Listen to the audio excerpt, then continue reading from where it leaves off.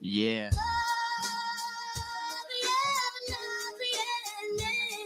Right. 1, 2. I'm the Captain Barbosa / Carcosa, lawnmower man in the van running all over St. Paul. Nickname Saul, better late than never. Well, hey, here's a safe call. Nostradamus, call the shots like it's baseball. Hey, y'all, it's the mad scientist in the lab building an H-bomb. Cooking up like straight raw. Cast destroy you from face off. Lay the hood like Nate Dogg. Good morning, Vietnam. I love the smell of napalm. Every day is the same song. Revolver loader. Shit, I got 6 in this chamber like a motherfucking disc changer. I'm releasing this anger. Forfeit banging to a bitch hater. Amish paradise during rum springer. Only talk about beef when it's what's for dinner. Feasting off your corpse and I'm done with you. With your dumb bitch like bum chicka. Yeah, or let me guess, son triggered. He don't got the heart, must've had a bum ticker. Up a one sip of some liquor. Son acting tough, you a booty bum liquor. No drug dealer, no one iller. You should know though, it's a fofo killer. So go wheeler, solo winner. Bone go getter, go cheater. It's Godzilla, go gadget, fully loaded chrome. Nina, Shotio, the Mona Lisa, and Tone Low, the funky cold Medina. I go mira on a gold beach drinking cold mojitas. So call the crime scene cleaner. Never go nowhere without my Nina. Guaranteed I got the sweeper, just like a teenage Sabrina. Swan die like the warrior leader. Married to the game, made a bitch side of Prina. I guarantee you getting beat up. If we meet up, I got to your mamacita. Squeezing a D cut, G'd up and I feed her. That's how I know she a keeper. Butt naked rolling up my sativa. Yeah, I'm a peacekeeper. Act of a coke, let go a heat seeker. People do you greasy like a pizza. She wanna marry me just to get a visa. I ain't played the game since Sega. Street Fighter 2 when I used to pick Vega. I may have to switch blade ya. You're gonna bark all day, I'm Vic Vega. I got a twisted sick nature. Flip the script for just a little bit of paper. Yeah. So.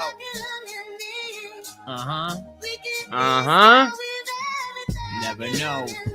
I guess they weren't able to turn tables. Playing with the hurt ankle like Kurt Angle. Dangle out the hearse mangle. Bullet you gon' catch like Pats versus the Bengals. I guess the gunshot wounds turn fatal. Your mind should've sperm banked you, since all your words fables. Blue. You regal, you in the worst stable. Break the 4 wall, put you through a third table.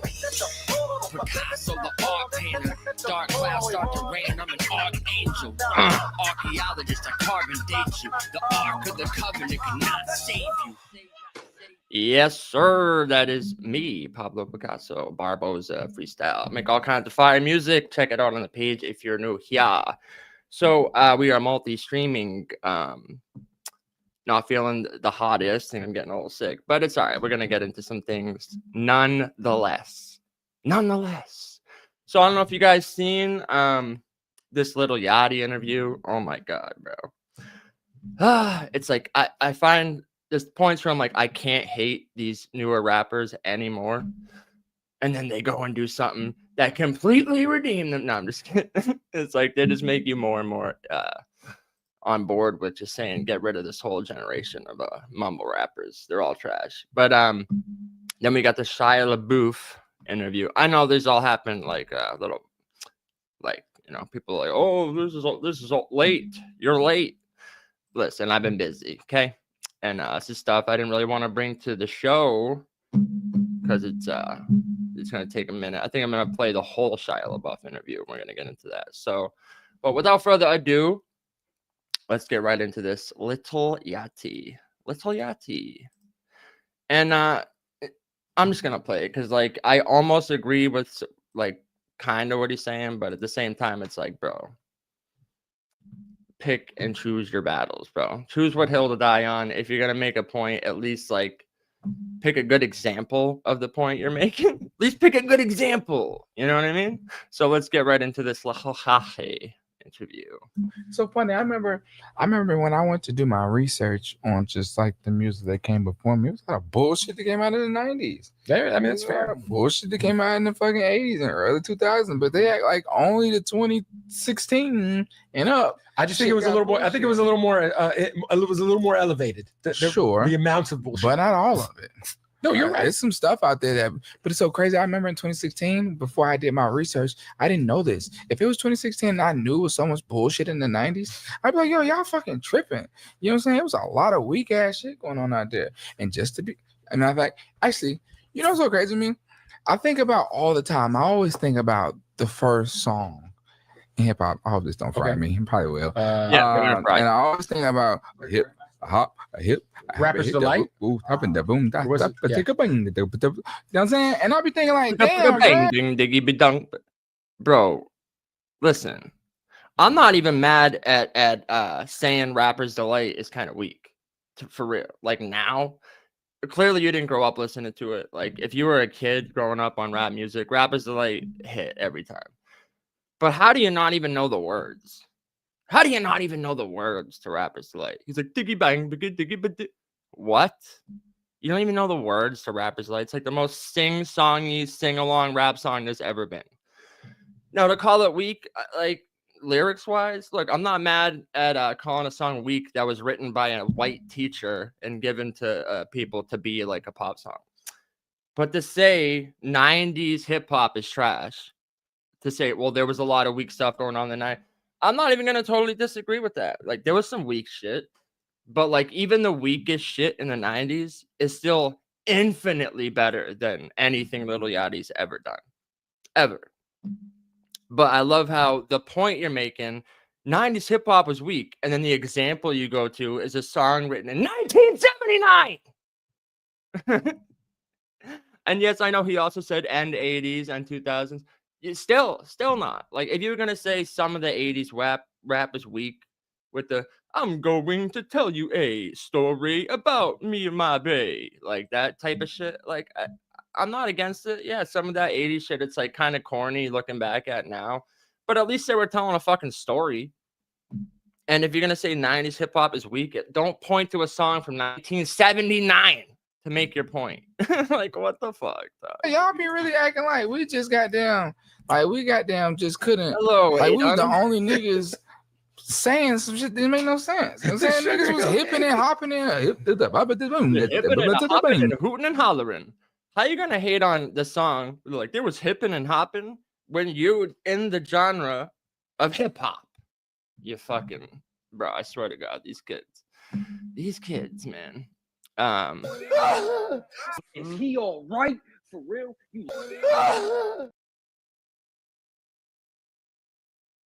I always thought this kid was like a little on the spectrum anyway, you know, a little mentally challenged, let's say. But yeah, I guess this is his new clique that he hangs out with. Hold on, what's their name? The Concrete Boys. Never heard of them. They all have matching prison outfits. It's fucking hilarious. They clearly do. They all have matching prison outfits. But it's funny because right after this interview, where he's talking about how a bunch of shit was weak back in the day, he goes on Power 106 and does this freestyle. First of all, he shows up in like a bootleg Rip Hamilton mask that's like falling off. I guess that's his new like alter ego. That's his new appearance that he rocks this fucking Rip Hamilton mask and he looks half retarded. But yeah, so let's just wrap up what this fucking dingus is saying here, this dingbat, and then we'll show you his elevated music because apparently everything was so trash back in the day. So let's hear what this clown's got. You know? Like, we goddamn just couldn't. Like, we was the only niggas. Oh, hold on. I love this. So this is to wrap up his point. Ready? Like, we just goddamn. Like, we goddamn just couldn't. Like, we was the only niggas saying some shit that didn't make no sense. You know what I'm saying? Niggas was was acting like we goddamn, like we just couldn't, like we the only goddamn that we just, huh? What was that, sir? Acting like we couldn't just goddamn, that we goddamn just couldn't, spit it out. Spit it out. Can you form a sentence? Okay. Yeah, so this is absurd. Little Yachty and the Concrete Boys. The light? Boom, tapping the boom, that, Was that, it- yeah. you know what I'm saying? And I'll be thinking like, damn, bro, y'all be really acting like we just just couldn't, like we was the only. You ever went over a friend's house to eat and the food just ain't no good?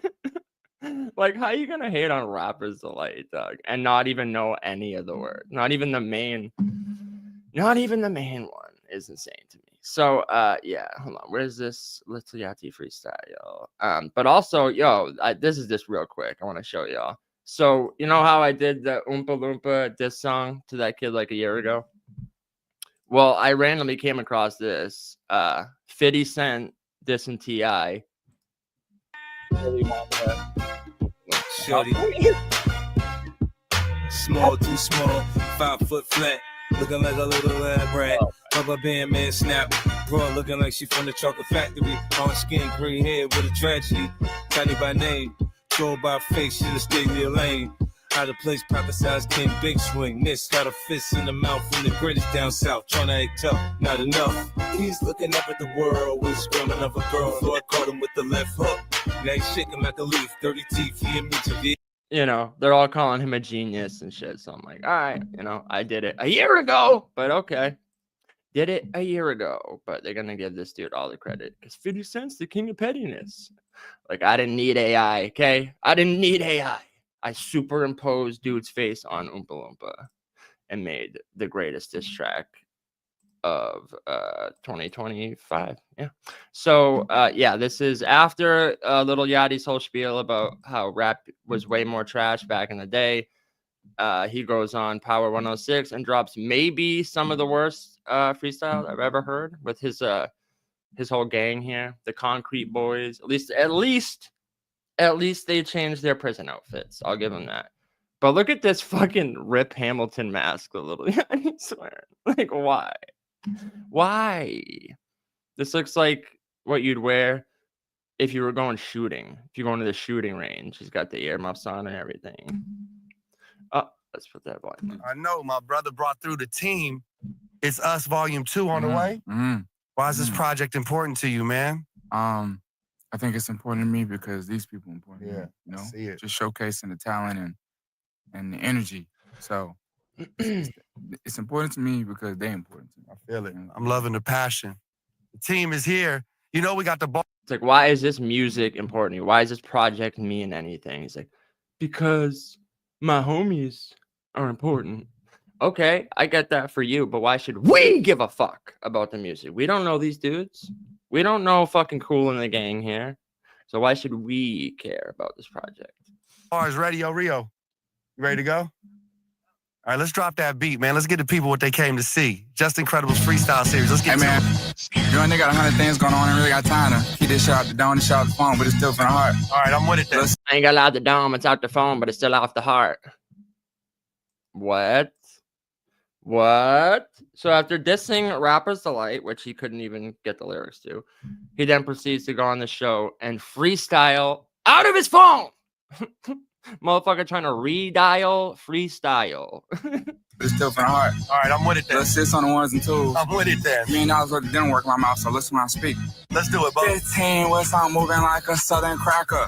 Folks around my name like I'm the one going against the pastor. I get you on some clicks, but what's the deal? What is your after?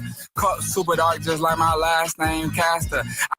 Is it just me, or is he not even like on the beat here? He's like almost. He's like almost on the beat at first. I'd say he's like a quarter measure off when he first starts.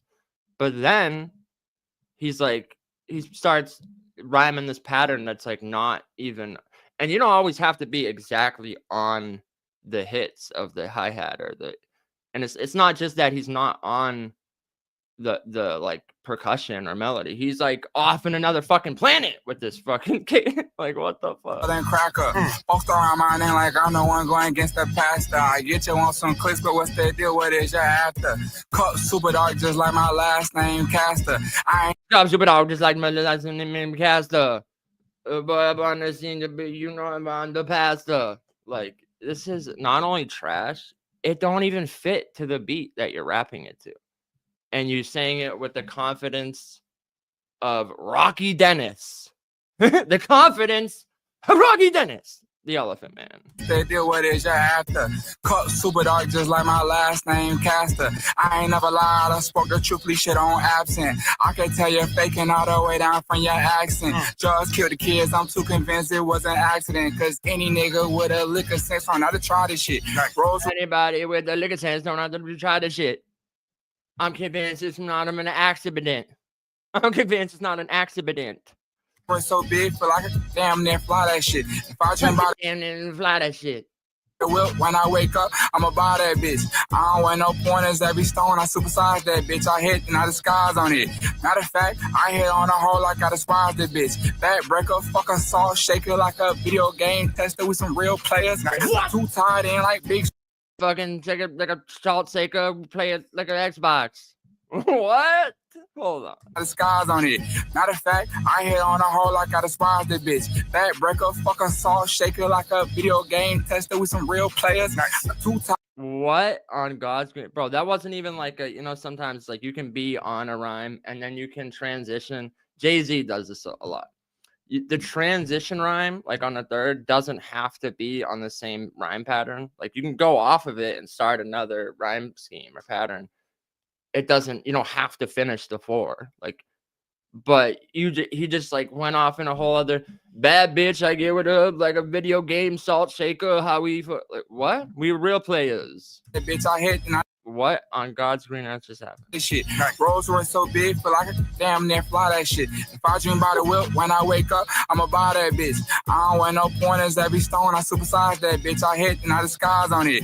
Matter of fact, I hit on a hole like I despise that bitch. Back breaker, fuck a salt shaker like a video game tester with some real players. Too tied in like big shoes, I could This has got to be a troll. You're trolling us, right?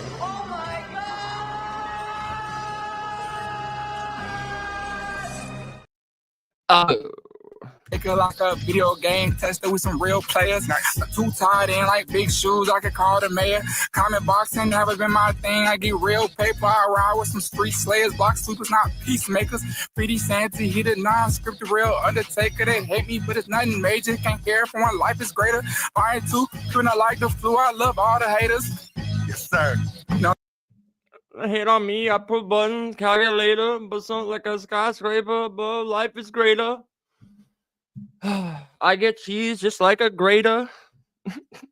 Santa, he the non-scripted real undertaker. They hate me, but it's nothing major. Can't care for one, life is greater. I ain't too, couldn't like the flu. I love all the haters. Yes, sir. You know what I'm saying? Yachty. I'm gonna get back to doing 900 other things. Yeah, you got it's a lot I'm going. gonna get back to doing 900 other things. Please do anything except for rapping. Please do. And you know, like literally, it's like, you know how much weak shit came out in the 90s, like the song from '79, and then proceeds to drop maybe one of the worst freestyles ever. And here's the thing: people are gonna be like, "Nah, this freestyle was worse. This freestyle." But even like the most cringe, ridiculous freestyles I've ever seen, like the spot him, got him, like they at least have some entertainment factor. Like riff raff, amazing. Like some of this shit, it's so bad, it's amazing. This is just completely forgettable. Completely forgettable. So yes, please, Lil Yachty, go do anything other than do this. Please. There's a lot going on. You know what I'm saying? But It's a the lot team going is on. here. But the whole gang is here. That's the real point of this. All right, this is what we gonna do, man. That's it. Really, he just wanted to bring his homeboys to a radio station so they could rap, but no one gives a single fuck who these dudes are. So he knew he had to. He couldn't just show up and be like, "I'm Lil Yachty, and by the way, my homie's gonna rap." He had to get on the mic and spit something. So he wrote this on the way there, clear as day. That's why it was trash, and none of it even flowed to that beat. I feel like I don't even feel like he heard that beat when he wrote that. I feel like he just had that rhyme, and that's why the whole time he's rapping it, it sounds like he's uncomfortable and he's like trying to find out how to rap it to the beat because he's never even heard that beat to rap it to. That's what it is. Three boys are here. Yeah. It's us, volume 2 on the way. Yeah, buying 3 later. Okay. Buying 4 after that. Richard Hamilton. Richard Hamilton. Yo, based Andy, serial killer. He motherfucker got like 60 mannequins. In Richard Branson's sister's mansion. That part. Then volume 5, Chun. You know what I'm saying? Whole lot of volumes. I like that. Honest, you ready to go? Let's do it. Richard Hamilton. These kids are scrambling. What I spit is damaging. Let's go get them. Pockets full of dead presidents. I came from the dirt. My mama used to drive a caravan. Me, my brother, nephew, sister, pet, and they're like Mexicans. Pass go on. Hold on. You know a freestyle is gonna be trash when the dude goes like this. And I used to grow up in the streets and we hustling it every day. We used to get on the bus and then I'm gonna tell you all how I was struggling. Mama, we used to get checks from the government. EBT spending up. I'm loving it. Shit is trash. If you ever see a rapper do that, just know this shit's about to be ass. The road, but if not, fuck it, then we mailing it. Volume 2 coming out this month, everything else is irrelevant. Mudman get on the beat and act like he ain't got no damn sense. Mudman get on the beat and He ain't got no damn sense. I'm just trying to pay the damn rent. act like he gotta pay his damn rent. Bro, I didn't even listen to this part yet. And I already knew what was coming. The sad part, this ain't even a freestyle, bro. This is like, if he didn't write this, this is like his go-to rhyme. You know, like as rappers, we all have like crutches. We all have something that we'll go to, or like something that you know. And it might not even be like, you might not even be cognizant that you're doing it. But in the moment, you'll all of a sudden go to this like 2-word that you know rhymes off of. You know, like it's like a break glass in case of emergency rhyme pattern that you know you could actually spit bars off of. Man, Superman take off the glasses, he like Clark Kent. Man, her work the pharmacy, my other one she barking. Jump up out that Hellcat, but that bitch I like is barking. When legit, I pop my 6 on one hand, me the Charmin. Got the city buzzing, I think I belong in Charlotte. Gucci fur main coat, ain't nothing left but the carcass. Why? I only use the toilet paper if it's Charmin. I'm so charming. Barking. When legit, I traded my cassette for a holographic Charmander. I pop my 6 on one hand, me the Charmin. Got the city buzzing, I think I belong in Charlotte. Gucci fur main coat, ain't nothing left but the carcass. Wide body Hellcat. Chef, but the carcass. Chef Boyardee. I walk out, I'm like, I like to give my car a kiss. Oh my god. That bitch shaped like a walrus. Like a walrus. Oh my god. Like a hippopotamus. Concrete boys. Yo, draft. Let's do it, man. Yo, Let's go go. first. Wait. Okay, the other kid's name was Honest. This dude's Yo, draft. Let's do it, man. This kid's rap name is Draft Day. Your name is a day? Yo, check it out. It's MC President's Day. What? That's got to be the shittiest rap name I've ever heard. How is your rap name a day? Yo, my rap name, Boxing Day. That's actually kind of fire. MC Boxing Day is actually fire. You know what time it is. One band, one sound, me and all my dogs finna lay that Mac down. Nigga, I come through this bitch trim about my money, I feel like tracks now. Used to be a hustler, now he working for the task now.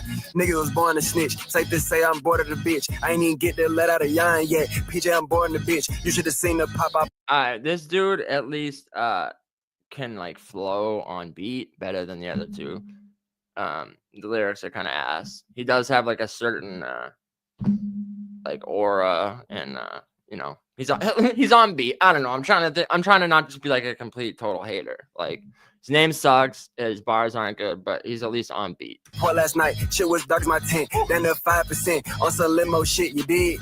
You know, creep chain, I You dig? You know, I'm getting money. You feel me? Do you? You understand what I'm saying? Like, okay. Right after I tried to give you some credit, you dropped a lot. never tuck it. Mask on that pocket, lucky the money blue just like Kentucky. Brand new pole. I kick the bucket, love it. Bro. What the fuck? I say fuck it. Tell this bitch to suck it, then I stuff it. Creep chain, I never. I love my grandma stuffing. It's fucking Doo-doo. My 10, then the 5% on some limo shit you did. You know, creep chain, I never tuck it. Mask on that pocket, lucky the money. Draft day because he's number one. I'm number one, McMuffin. I love my grandma's stuffing, but I'm always gonna be number one, McMuffin. Get it? Yo, oh my god. Yeah, these MCs bluffing. Like I said, Mick loving, because I'm always gonna be number one, McMuffin. Get it? Because that's MC. Bro, I hate it. I hate everything about the Concrete Boys so far. Fucking Lil Yachty and the Rip Hamilton face mask.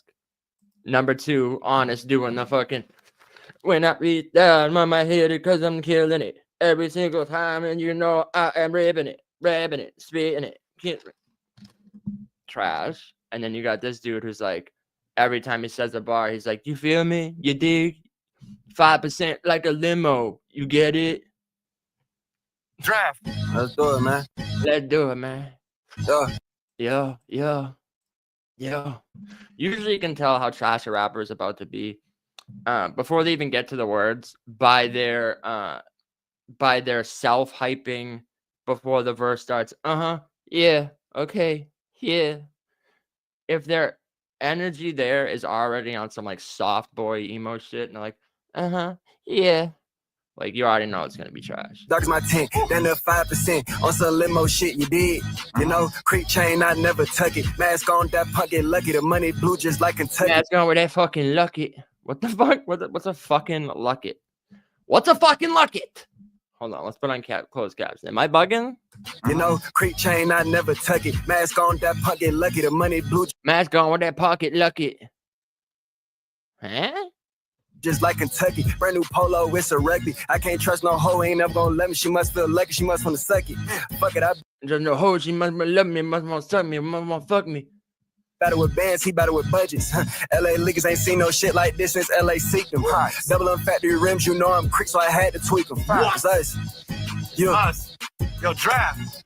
Oh, brother. Come on, man. Let me reset. Come on, man. That 14 bars I just spit. Come on, man. Like, what? This is the best y'all got, dog. This is embarrassing. Oh wait, is it Lil Yachty's turn again? Creep. Are you gonna rap this time without looking at your phone? You should know it all. Yeah. Oh, It's us. We made the jeweler rich, fuck nigga. We ain't equals. I got all my. First of all, I can't even tell the difference. This dude sounds just like the last guy. The same tone, voice, occasion. Sounds just like him. But also, your name's Camo. And you're not rocking camo. Yeah. You know, It's us. You had the perfect opportunity to show up in a camo jersey that said Concrete.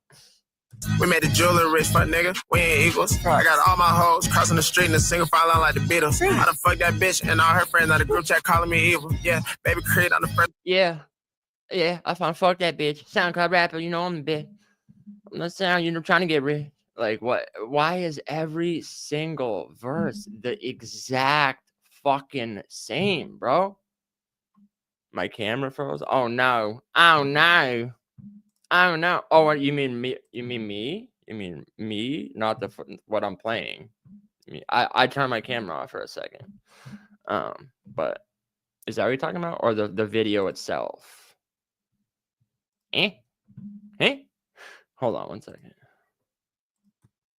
I like the Beatles. I done fucked that bitch and all her friends out of group chat calling me evil. Yeah, baby Creed, I'm the first one to fuck this, so I'ma cut a red ribbon in it. Yeah, do a little swimming in it. Yeah, I'm really been pimping in it. I was always the type to break my bread like I'm feeding the pigeons in it. Take one look at my cup, just in color, it's burning the incense in it. Whole lot of looking, none of buying. Too much money, this shit, don't stop trying to count it by hand, it's tiring. The drink I'm sipping expired way before I could think of retiring. Shawty for a bum, niggas for free, bitch, come to the. Bro, you're like 22. He's like, I'm trying to retire. Counting all this money with my hand gets tired. NASCAR, I just retire. I'ma cut a red ribbon in it. Yeah. I'm gonna cut a red ribbon in. Yeah. Bro. If you, in the middle of your verse, it's a no. It's a no for me, dog. I got all my hoes crossing the street in a single file line like the Beatles. I done fucked that bitch and all her friends on the group chat calling me evil. Yeah, baby Creed, I'm the first one to fuck this, so I'ma cut a red ribbon in it. Yeah, do a little swimming in it. Yeah, I'm really been pimping in it. I was always the type to break my bread like a fiend. Is it? I'm the first one to fuck. I might cut a red ribbon in it. I might cut a red ribbon in it. I might just go swimming in it. In the pictures in it. Take one look at my cup. Just ain't color, it's burning the incense in it. Whole lot of looking, nothing to buying. Too much money, this shit. Don't stop trying to count it by hand. It's tiring. The drink I'm sipping expired way before I could think of retiring. Shot it for a bum, niggas for free. Bitch, come to the creek, we hiring. Facts. Yeah, press me a nigga like t-shirt ironing. 3 colognes and I got 2 phones. Now how the hell one of them dying? I ain't no test for a nigga, you'll die. You don't get no A for trying. I got 2 for how the hell my phone's not infinitely charged? Yeah, phones die, bro, unless you have them plugged in. Just because you have 2 of them. I got 2 phones. How's one dying? Were you charging it? Phones, batteries drained, dog. 2 phones, now how the hell one of them dying? I ain't no test for a nigga, you'll die. You don't get no A for trying. We don't really be outside like that, but it's really the other side hiding. Yeah, that's down. Yeah, that might happen sometime. It's because my nephew's probably also using the internet to watch some of his shows or something. That's probably why. And because I'm multi-streaming it too, that happens sometimes where it's like will freeze. That's why it's sometimes I turn the camera off, you know, so it's like there's no lag in my camera. Yeah. 50, fresh out the wake up. I'll admit it, I hate you niggas more than I hate birthday makeup. Concrete boys, Olympic sippers. I hate y'all more than I hate birthday makeup. specifically birthday makeup. Like I didn't know there was that big of a difference. Like women change their makeup that much if it's their birthday. Like I don't understand. Outside like Is that a brand? Is that a brand or something? What am I missing here? like that, but it's really the other side hiding. Yeah, that's down. Count me a 50, fresh out the wake up. I'll admit it, I hate you niggas more than I hate birthday makeup. Concrete boys, Olympic sippers, codeine slowing my day up. Facts. All them niggas done been us like everything made here like Asian. Facts. It's us. You know what I'm saying? It's the Mr. Chun actually. It's saying drink, baby. All right. Even when Little Yachty's just talking, he's mumbling. But I love how literally, like, they were trying to hype that shit, but he's like, I got 2 phones. How the hell one of them dying? And Little Yachty's like, damn. He's like, damn, that just happened to me. My phone was just dying. My phone was just dying too. Relatable. Like, stop it, bro. Niggas done been our swag, everything made here like Asian. Facts. It's us. You know what I'm saying? It's the Know what Mr. I'm saying? Facts, it's us. Know what I'm saying? Terrible. Absolutely terrible. It's the Mr. Chun actually. It's saying drink, baby. You all right?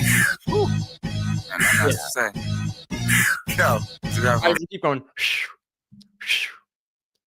Like he just narrowly escaped death. He's doing like a phew. Or wait, is that the guy? Is that the radio? Dude, is that Sour Milk going?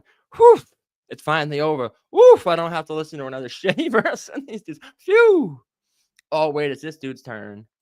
What's his name again? nothing else to say? I got nothing else to say. Yeah, we know. We heard your verse. We know you got nothing to say, dog. Yo, what you got for me, Yeah. bro? Let's do it. I'm off quiet, I'm exhausted. Tossed it. Bye, mom. Put him in a coffin. Oh my god. What's this dude's name? Beatrice? Say.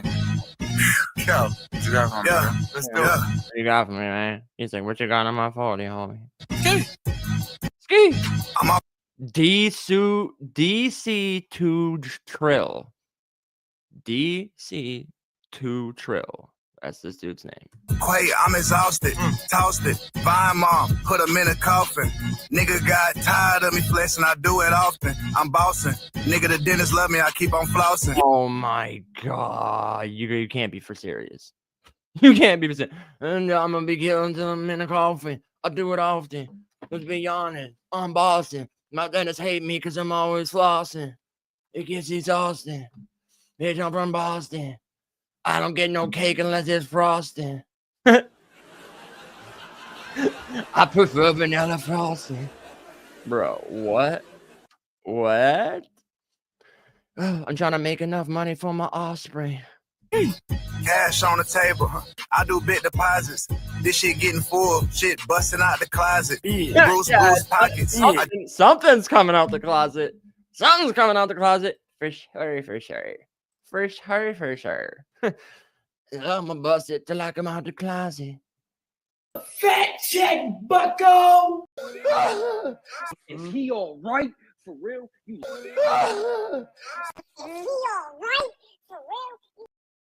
Yeah, in fact, your dentist would love you if you were always flossing. Nah, the industry hates me because I don't use toothpaste with fluoride. Just incredible popping. Got a lot of diamonds, shit, different shapes and sizes. Show. Got a lot of hoes, I'm never running out of options. Show. We two-seated, this shit heated like a hot pocket. I know it. We you They're heated like a hot pocket. I know it. We say, for dinner, we got all different options. We got the Philly steak and cheese and even the pepperoni pizza hot pockets. seated on the chains and they peed the watches. Show. Nigga, listen very close. This is how you pop it. What else? Duffel Listen very close. Flashing like the paparazzis. came from Mickey D's cause I supersized it. Got the bitch up on her knees like she greet the prophet. Crazy. Got more money than your BD, we coolin' with the foxes. Rolls Royce came with an umbrella looking like Mary Poppins. 3 stones, my ear, watch how these niggas copy. What else? Watch how these niggas copy. Yes. Taking out the Why not? bitches like a rocket. Yeah. I got live in Houston. Yes. 10 bitches going dumb. I got Now you got 10 Rockets like I live in Houston. 10 benches like I'm going to fall. What? Like you Hold on. Let's get a closed caption on that. What was that, sir? I got live in Houston. Yes. 10 bitches going dumb. I got Now you got I got fall. 10 bitches gonna see me like I got to fall. 10 bitches going dumb. Watch how the boat abuse them. Okay. Yo, Bo, hold on. You got a lot going on, my brother. So you're abusing women. Great. That's excellent. Fuck, I'm just, You got a lot going on. You know what I'm saying? You gotta understand, man. It's much of young niggas just doing what they do best. You know what I'm saying? Popping that shit, man. Having a good time, living life. It's us dying too. You know what I'm saying? On the way. End of the month. You know what I'm saying? Yachty, thank you for, pulling up to the show, man. I appreciate you. Thank you for wasting all our time. Thank you for wearing this Rip Hamilton mat. Like, bro, this is fucking incredibly bad. It's like those fucking TV chefs. I'm like, I would just like to thank you. I've never tasted a dish like this before. Never in my life have I come across something so incredibly bad. You're fucking terrible. You should retire. When I say you should retire, it's because I've never seen such greatness at this age. And by greatness, I mean, no on planet Earth has someone ever made a dish this shit. Oh, fuck. All right, so what do we want to get into next? Look, there's the whole Jim Carrey shit. Was that Jim Carrey? Was it not Jim Carrey? But I'm more interested in the Shia LaBeouf interview.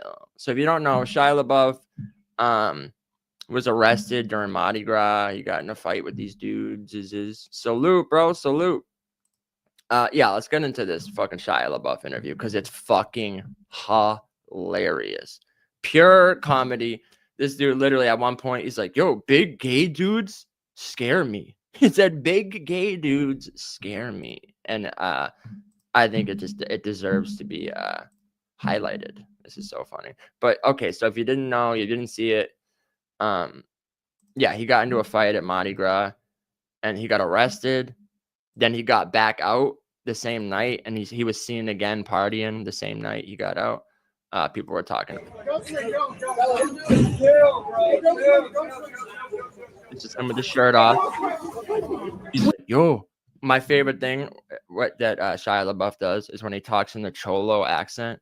He's like, bro, I'm from La Migra Streets, kid. I'm from the Migra Streets, kid. Like he didn't grow up on fucking Even Stevens being a rich actor. Wednesday morning, actor Shia LaBeouf posted on social media 2 words.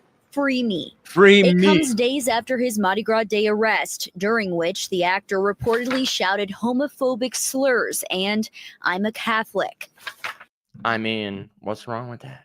That's according to a new NOPD report that sheds light on the hate speech and the hate speech. Bro, shut the fuck up. Listen, there's even footage of him in the bar and the guys filming him.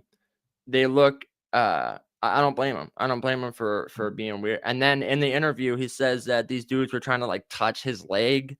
And all he said is like, bro, if you want to be gay, he said, be gay over there. Don't be gay in my lap. He said, be gay over there. Don't be gay in my lap, which I fully agree with. Never be gay in my lap. Okay? Be gay over there, please. What led up to this moment? This video, obtained by our partners at NOLA.com, shows the actor appearing to swing at multiple people outside a Marini bar. Staff at the R Bar told police LaBeouf had become increasingly irate and aggressive throughout the evening. LaBeouf allegedly swung at the manager as he was being escorted out. The report said the actor also struck another person, possibly dislocating their nose. Police obtained video evidence that supports witness statements. Dislocated his nose. Catholic. Okay, Drew. Yeah. I'm not buying it. Okay. But, bro, hold on. I'm trying to find this footage of, hold on. Is it in here? Is it in there? Alleging LaBeouf hit 2 people. The actor was taken to Truro Hospital. Once released, he was booked in jail on 2 counts of simple battery. Went from holes to putting his career in the dirt. That's a bar. That's a bar. Yeah. It says Shia LaBeouf apparently terrorizing uptown bars. And by uptown, they mean queers. So, okay, here's the footage. Here's the footage. And after you see the guys, you're going to say, oh, okay, I get it now. Oh, okay, I get it now. Because that's what I said. Okay. This is him. This is him in the bar. Hold on. Where is it? It's going to show in a second when I hit play. Oh, let's turn this on. Tuesday, the Transformers act. This is him dressed like a minion. He dressed like a whole damn minion out here. Has been on a week-long bar. Let's see. Hold on. Fagel 1. Crawl through the Fagel 2. This dude looks like Bad Bunny. Town neighborhood that locals are calling terrorizing. He was terrorizing us with his eyes. How menacing. How menacingly. Pretty much he's just staring at him like, what do you want to do, homie? You want to run the fade? He's like, bro, I'm known for digging holes. I will dig a hole in the desert and put you in it. I'll call it my cholos, okay? La Migra streets, kid. La Migra streets, kid. Put you in a hole. But apparently these queer baits. Shia LaBeouf is leading the parade. While the rest of the world is waiting for Fat Tuesday, the Transformers actor has been on a week-long bar. Transformers actor ran into some Transformers, and he shouted slurs at some Transformers. So yeah, he got in a fight. He got arrested. But then he did this interview afterward talking about this situation, and it's so we're gonna get into that. Where is Shia LaBeouf interview? Channel 5. Here we go. Let's watch this. This is what. Okay, we gotta get like the whole thing pretty much, because is comedy gold. It's comedy gold, I'm telling you. Oh shit, it was already on screen. My man. It is sad, but you know, like, bro, Hollywood, child actors in Hollywood. You know what's funny? I've never seen holes ever. You know, there's a joke. There's a joke there. I'm gonna let's just skip over that joke. What? I've never seen the movie Holes with one Shia LaBeouf. It was all me. It's not on them. It's on me. I fucked up. It's on me. I fucked up. It's on me. I fucked up. It's on me. It's on me. I fucked up. I fucked up. It's on me. Yeah. So you take responsibility for 1000%. We're not gonna play games. Yeah. But I had a great time. Definitely. Just like partying at Mardi Gras. Nah, more than that. Something further than Bro, this whole interview is filled with moments like that. I'm telling you, this gets amazing. that. Something like sacred, bro. Something like joy is sacred, bro. And we're in, I don't know. I keep talking like weird, like, because we're camered up. So I'm thinking I gotta talk for a big audience. I'm gonna talk for me. Let's start over. Click. Let's start over. Click. Start the whole interview over. Start the interview over, bro. All right, we're here. Shia LaBeouf live, New Orleans, 1 week after Fat Tuesday. How are you doing 1 through 10? Blessed. Okay, so that's a 10. It's a 10. Yeah, bro. I feel good. I mean, you know what I mean? I got shit I got to answer for, but overall, I feel good. I came out here heartbroken. I speak to you now as a man who's filling my heart up. How long have you been in New Orleans for?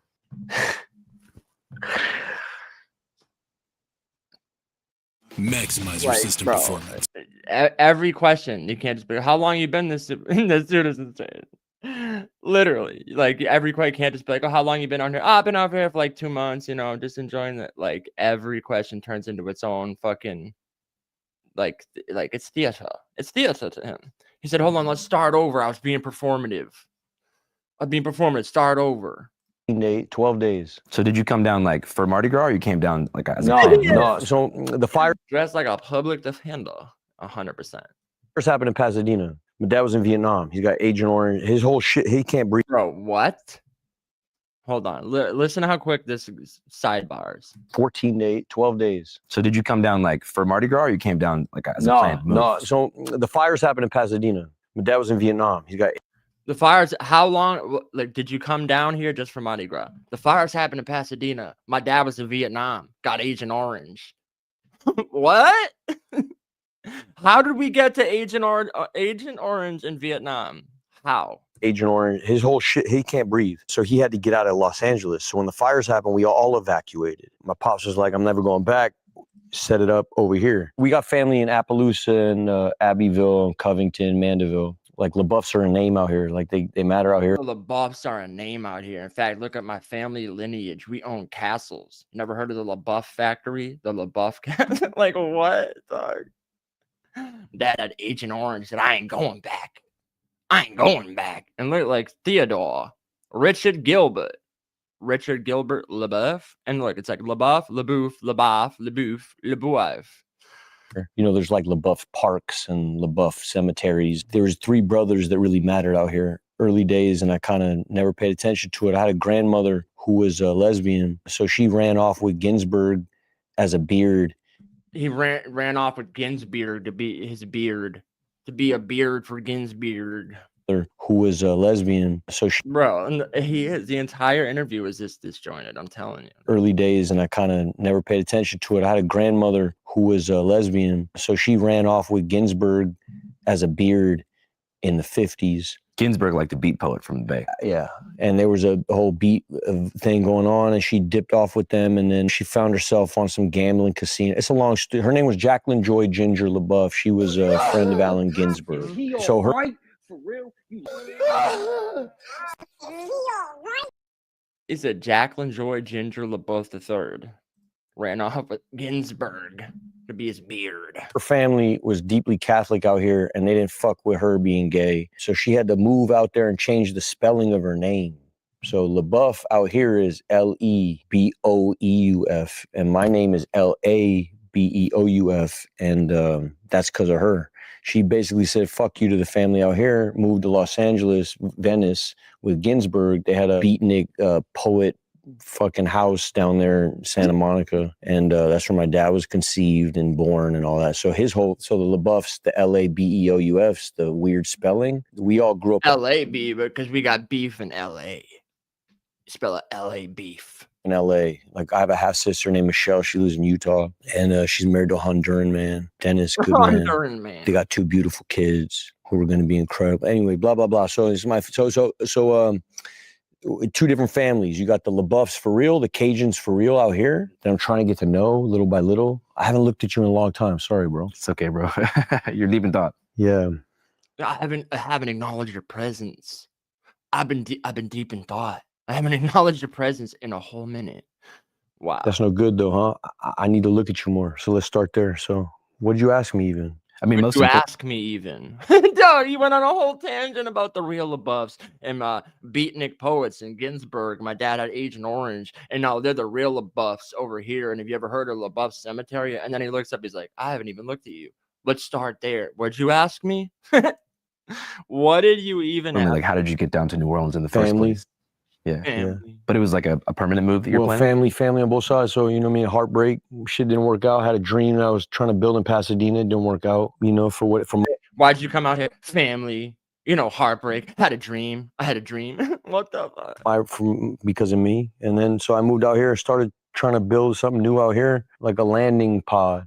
It's like an outpost. You're in an outpost right now. This isn't a house yet. It's an outpost. This isn't a house yet. I just built a latrine. I only built the outhouse, and that's why shit keeps going down. You always got to start with the outhouse, okay? because the whole time you're building, you're gonna need to take a shit, and shit rolls downhill. Okay, so that's why shit keeps going down. I mean, it's like a, you know what I mean? You said It's heartbreak. like a, Oh my. it's like a, you know what I mean? I do actually. Oh yeah, but you know what I mean. But you got to deal with that, and God puts that on your heart for a reason. And I feel like it's not new heartbreak. You know, it's heartbreak is. I don't want to talk too much about it. It's not my story alone to tell, but my side is, you know, I failed my marriage, and so I had to own up to that, and so that's why I had to move out here.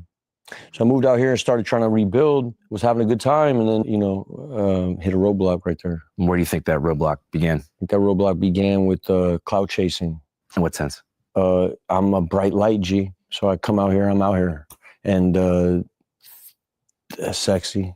Mm-hmm. You know what I mean? I'm a bright light G, cloud fishing, sexy. So I think, but it's not my. We're gonna get to it. I don't want to know, but that's not to diminish on that side either. I fucked up. You know what I mean? But you mean like cloud chasing is what led to you having an altercation? Pretty much. Yeah. Can you break down like what happened that led up to that fight? I was drunk, and then I felt infringed upon. Yeah, like in terms of my proximity, but I wasn't in my right mind, and so it's on me. Yeah. Yeah.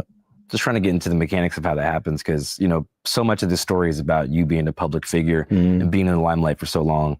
Anytime you pop out somewhere, especially on the party tip, the first thing people are going to say is like, let me get a picture, let me take a video. What was it about these particular interactions, like at our bar specifically, that like made things escalate? Yeah, you could just tell. Like, I mean, he always does that. He always tries to talk in like introspective parables, but his mind's just fucking all over the place. You think? I don't know, bro. I have no idea, bro. I'll be honest with you, it's probably just my fault, bro. Somewhere. I don't know how. Well, I'm gonna figure. Probably my fault, bro. I don't know how yet. I'll figure it out. Like, bro, he looks like he's on heroin. He looks like he's on heroin. Figure it out, dog. You're catching me. This is why this is beautiful. I don't know many people be open to this. I don't have answers yet. You know what I mean? I don't have any answers yet. I'm in the middle of it. I'm on the path. You know what I mean? I don't have answers yet. And usually when people come here, they got answers. I have no answers yet. So I'm in the middle of something. Ask your question one more time. I guess, what about this particular infringement on your privacy? I'm a Catholic, bro. You know what I mean? I don't fuck with the... God, be careful. Count me now. Be careful. I'm a Catholic. He said, be careful, Shia. I'm a Catholic. I don't fuck with them queer. Be careful. What does that have to do with like you feel like? How does that connect to the... I don't know. The whole story's not out yet. I don't know what was going on in my head, but it don't matter. I mean, the truth is, I said words not okay to say. I don't want to hurt nobody's feelings. That's what I mean by being, I'm a Catholic. Is I'm not supposed to be out here, you know, I'm wrong for what I did, is what I'm saying. How was the experience of, you know, going to jail and everything like that? Oh, cute, like fun, like whatever, like stupid, like Mardi Gras. What was it? How was the experience going to jail? It was cute. Sexy, you know what I'm saying? Like at OPP. What's OPP? Orleans Parish Prison. Oh man. Shit! You got all the fucking slick ass names. I don't know, bro. I went in there. I was like, "Hey, let me get a coffee." They're like, "Shut the fuck up, man. We don't give you coffees out here." So, but they were all nice to me, bro. I got cold. They gave me a blanket. Nobody was really talking. It was crowded. It was Fat Tuesday, so it was super crowded. And then it got more crowded and more crowded and more crowded. But that was fun. And then it's pretty cute. There was one dude who popped off bad, but nothing really. How many people were in the drunk tank on Fat Tuesday? On Fat Tuesday, it was probably where I was. There's probably 50 of us. I'm sure everybody recognized you though, right? Yeah, but everybody's good, bro. Everybody's easy. You know what I mean? They know what it is, really. They know already. Yeah. My baggage kind of lands before I get there, kind of thing. Usually, everywhere. You told me you shared a blanket. My baggage shows up before I do. Like, bro. Oh. Yeah, we did. We shared a blanket because there's 50 of us, so there's only so many blankets. But yeah, me and this one, yeah, we shared a blanket. He was, you know, yeah, we talked. He was a good guy. Actually, he was. So usually when you get processed, you become friends with whoever you're getting processed with. Just the innate reality of meeting somebody before you meet everybody else. Yeah. And so the guy I got processed with became sort of a quick buddy. We didn't even talk. I don't know much about him, but just like one fisherman could see another fisherman from afar kind of thing. And we had that kind of connection. One fisherman can tell another fisherman. Like, what the fuck? One fisherman can tell another fisherman. That ain't what OPP. Andy, you down with OPP? On Mario's Parish Prison. And then yeah, black kid, shared blanket. Yeah, you know, black kid. And we also shared meals. Like we got it was quite intimate actually. Pause. Fuck was his name? I don't remember. Fuck was his name? I don't remember. We Older got cat. really intimate with each other. Fuck was that kid's name? Don't stop it. Dog. First of all, you're in there. You're in there because you didn't like how people were getting up close to you and shit. But now you're sharing blankets with dudes, and we got intimate with each other. I don't know what his name was. William, if you're out there, go ahead. If you're out there, go ahead. Meiji Sampler, 2-minute beat making William, challenge. if you're out there, go ahead. What? Go ahead what? Go ahead and what? This is insane, bro. This is fucking insane. Is he all right? The charge they ended up hitting you with? The charge, I got 2 misdemeanor battery charges, but they might up it to something, whatever. I know they got a DA, very liberal DA. Who knows what goes on, you know, but I know there's a guy out there who thinks it's hate charges, you know. I'll live with whatever goes on. You know, it is what it is. Yeah. God bless them all, you know. Have they told you like what the penalty might be for something like that? There's like a battery charge. I think you go do 6 months, and hate charge would be more than that. I don't know. Whatever. I don't know what it is. I got to do whatever it is. I'll do whatever it is. It was no good, bro. My behavior is dirty, ugly, disgusting. So I got to eat it, you know. Yeah. I know that whenever we first started talking, it was kind of on like the program tip and the AA recovery world. Yeah, that's when we met. How long like were you sober for? I had like 9 months, I think. I had done kava. You know what kava is? Yeah, like the Polynesian version of beer, but it's not alcoholic. Yeah, it's kava. It's like some root drink, some kava. So some kava shop opened up in Pasadena. I started drinking kava like probably 9 months ago. So yeah, I've been doing a kava cleanse. I had a what's that shit called? I had a kava enema. My sobriety ended there, 9 months. So I had 9 months, but that was 9 months ago. So I've been. Imagine relapsing on kava. Yeah, I've been sober for 9 months. I gave it up for a kava root drink. Like, bro, what? Off for 9 months, like out of it, searching in and out, putting it down, picking it up, reading books, sponsorship, all of it. I'm more just wondering, like, before, in general, like, what was the longest sustained period of sobriety? Probably 2 years. I was probably sober for a year before the birth of my daughter into a year of my daughter's birth, and then life became life, and then kava. Life became life, and it just flashes to a picture of him looking fucking insane. My daughter's birth, and then milk gang. Life became life. Look at this. Life became life. Is it? Look, he got some fucking stuffed animal around his neck, looking like a whole-blown lunatic. And then kava. Damn. Yeah. So kava was the gateway to more like regular bevs? Kava was an acceptance of like, I had heard people talk about California sobriety and stuff like this, and it started floating around the rooms and shit like that. No, I'm not gonna say his name, but some people that I know, and was doing camping trips and stuff.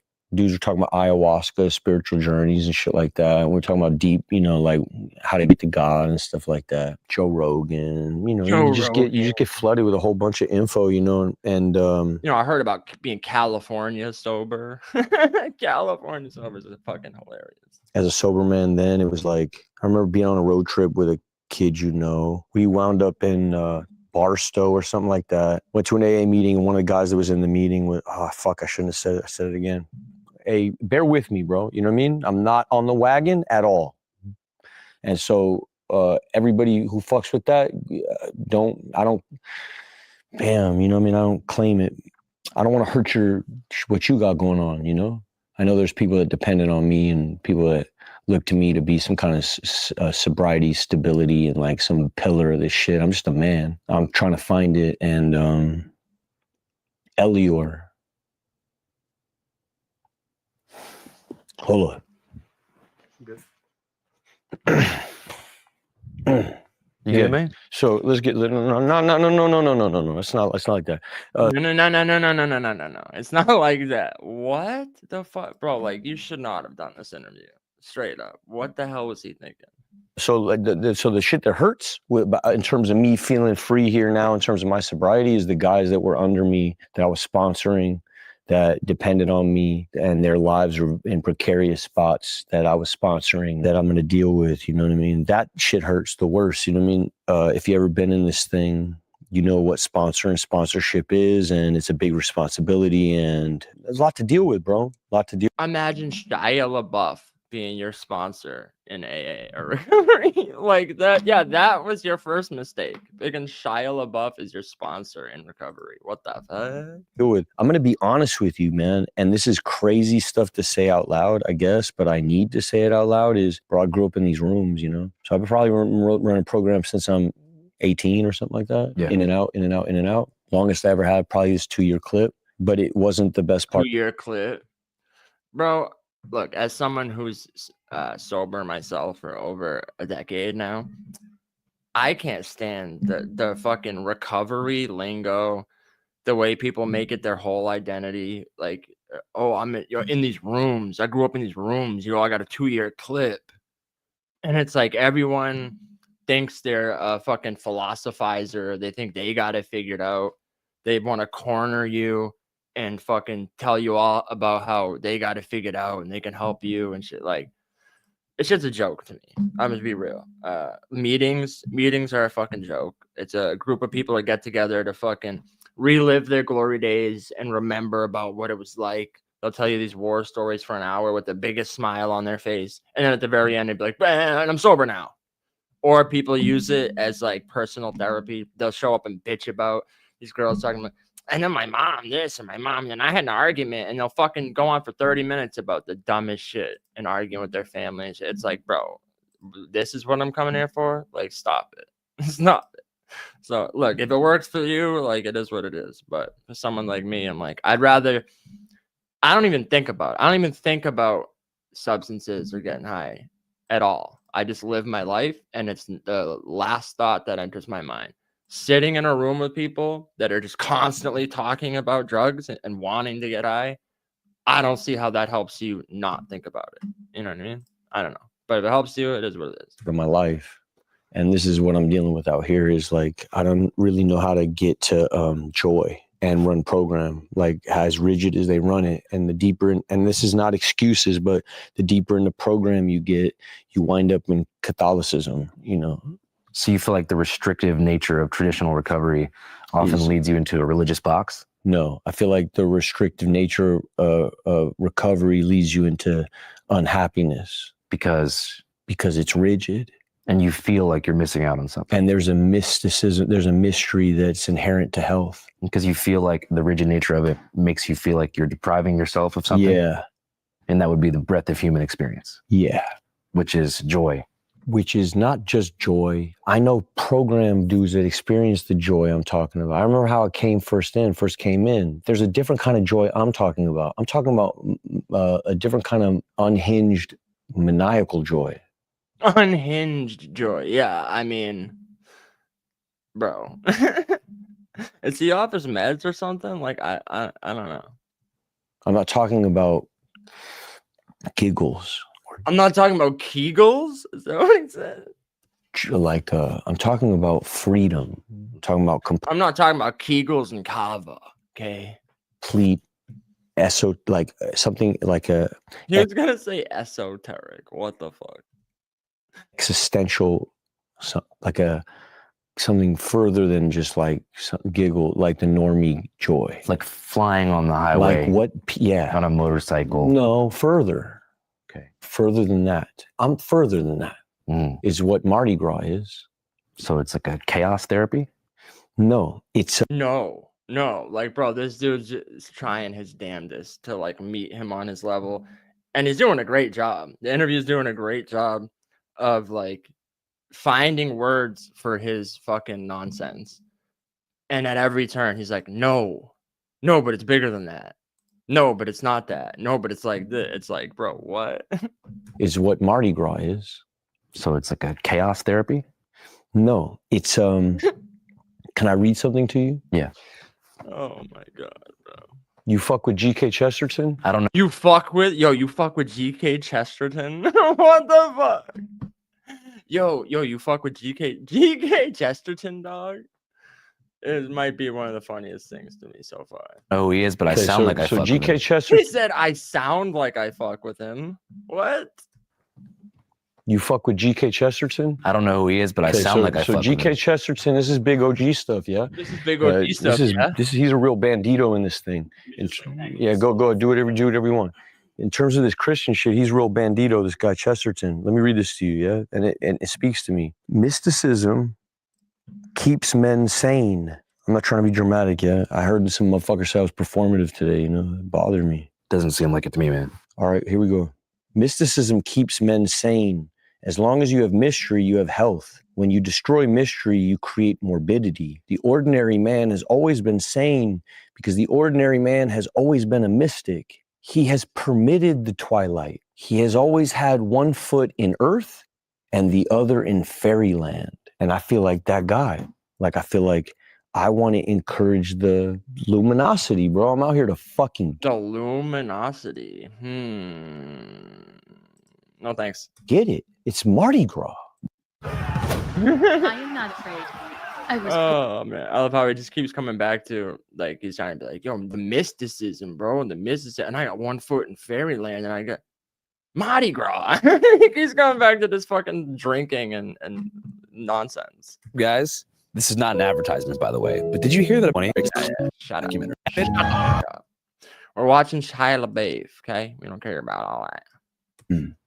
State, that like mystic party state. Do you feel true joy? I feel connected. You know what I mean? I feel connected to people. I take a bunch of pictures like I'm a golden retriever or a governor or something like that. I take a bunch of pictures like I'm a fucking golden retriever, governor. What? Like a golden retriever or governor? Because I like what it does for people's lives. I remember trying to get Mike Piazza's autograph, motherfucker. You know what I mean? For my whole life, Mike Piazza. I remember trying to get Mike Piazza's autograph, motherfucker. We're standing for 4 hours in the blistering cold, and he just said no. Were you waiting outside the fence? Every day, this guy, bro. We used to go to these Dodger games. Big Brothers program used to give these tickets out. You go fucking Dodger game. Me and all of them dudes would be sitting in the parking lot. Brent Butler always signed. Hideo Nomo always signed. Mike Piazza. Just a cold heart. Mike Piazza, you're a bitch, bro. Mike Piazza, you're a bit. Mike Piazza, you're a fucking buster, homie. Fucking waited out there 4 hours of blistering cold, and you just said no. You're a fucking buster, homie. Oh man, Mike. How many times do you think he rejected signing up? Every day, bro. I used to go out there 90 times probably. Every day for 2 years. Every day for 2 years, I asked Mike Piazza for that autograph. He shot me down, that motherfucker. Times, so he knew who I was. He knew I was standing there. What it did was, I'm gonna sign them all. So when I got on, it was like, yo, fuck Mike Piazza. So you don't turn down any pictures? Never, ever. Not unless I'm with my kid or I'm eating some food. Never, ever, ever, never in life. Unless it's Sunday, unless I'm with my family, unless I'm out to eat, unless I'm just in public, unless I'm anytime that I'm like he starts naming all these times where he doesn't. Or I'm chasing some ass. Because you feel like you're helping people, validating. Yeah, what did God do it for? Why did he do it? Why did he do this to me? You know what I mean? What is the purpose, bro? What did God do it for? Make you famous? What do you like? What? Like, why did he do this for you, Andrew? In terms of giving me. In terms of why did God do it, bro? What did he do? Why? All right, so shut up for a second. What did he do? Why? Okay, so shut up for a second. What? Like, bro, your schizophrenic thoughts are just leaking out at this point. You good at, Andrew? Being Andrew, doing this shit. I'm good at this thing that I. What you're good at, Andrew, is being Andrew. Do, yeah? All right, okay, we got that. What can you do with that, what you're good at? What can you do? That's the arithmetic. What are you good at? All right, now, how can you help? That's the arithmetic. Okay, that's the calculus. What are you good at? Pablo's good at being Pablo.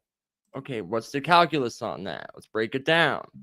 Help people with that. So I take pictures of people because that shit will help their day. Maybe motherfuckers like, hey man, can't make my tax season. Hey, my fucking mom's diabetic. But who knows, bro? You don't know what people's problems are, you know? Just crashed my car. I was jogging the other day. Dude couldn't believe I was in the street. which I was flattered by. But then he fucking crashed his car into a pole. And I thought, oh my God, bro. You know? Yeah. How do you help that guy? How much of your life have you been living like this for in terms of How do people you taking help pictures with you, like living as a public figure? Did it start when you were 18 or was it younger than that? Man, I was on Even Stevens shit was like popping hard. If you were a broke kid in America, everybody watched Disney Channel and Nickelodeon. You know what I mean? It was like everybody would just sit at home. Why do you have to be broke? Why do you have to be broke to have watched the Disney Channel? I don't understand. And watch that thing. So I grew up with everybody. We all grew up together. And that's what it is. So I know what that is. It'd be like me running into Will Smith. Give me a picture. I grew up with you. You owe it to me. We all grew up with each other. No, we grew up seeing you on TV. You didn't grow up with us. And then, yeah, just getting a picture with Shia LaBeouf. You know, you never know. Like, your mom might be diabetic. This will help you through text. Getting a picture. I guess you just show the fucking IRS a picture of Shia LaBeouf. And you're like, oh, okay, taxes. You're tax exempt. The doctor is like, oh, I'm sorry, there's nothing we can do about your mom's diabetes. Oh, you got a picture of Shia LaBeouf? Why didn't you say so? Why didn't you say so? You're my uncle. That's how I feel about Will Smith too. He's my fucking Will Smith is my fucking uncle, dog. No, Uncle Phil. Uncle Phil was your uncle. Will Smith is like your shitty cousin that comes to live with you. Uncle, bro. It doesn't matter what I don't give a shit. It's my fucking Uncle Will. Like everybody else in America, don't act like, you know, it's just what it is. Phil, not Uncle Will. Is. So I'm in this weird category of I have this familiarity with people and yet I'm trying to do this artist thing but it's deeper than that because it's like family. You meet people, they don't give a fuck about art. People just want to hug you because they're your cousin in a weird way. Kind of goes back to something you mentioned earlier, which is like, you know, there are people who like cross boundaries as a public figure, but then you also want to please people. Yeah. So how do you walk that line? Well, you got to be authentic or, you know, otherwise you go to hell, which, you know, I don't want to speak too much about it, but I know intimately about people around me. You know what I mean? You got to keep it authentic, I think. And I think, you know, I'm Robin Hood kind of. I don't know. I've always been kind of, I don't know, man. Maybe it's like I got this gray goose sneaker soul. Does that make sense? What? No. Do you know what gray goose sneaker is? So I got this gray goose sneaker soul. Does that make sense? The guy goes, no. No, it doesn't. Oh, I just fake dirty sneaker. They're kind of like They're like really wealthy, fake dirty sneakers. No, I didn't know about this. I don't know. Something about it feels too close to home for me to ever wear, but so intrinsically true. I grew up. What? The sneaker feels like it's so much me that I can never wear it. But at the same time, it's a gateway to my memories unlocked. So you'll never see me in a pair of those fucking things because they're me. I am those sneakers. You understand?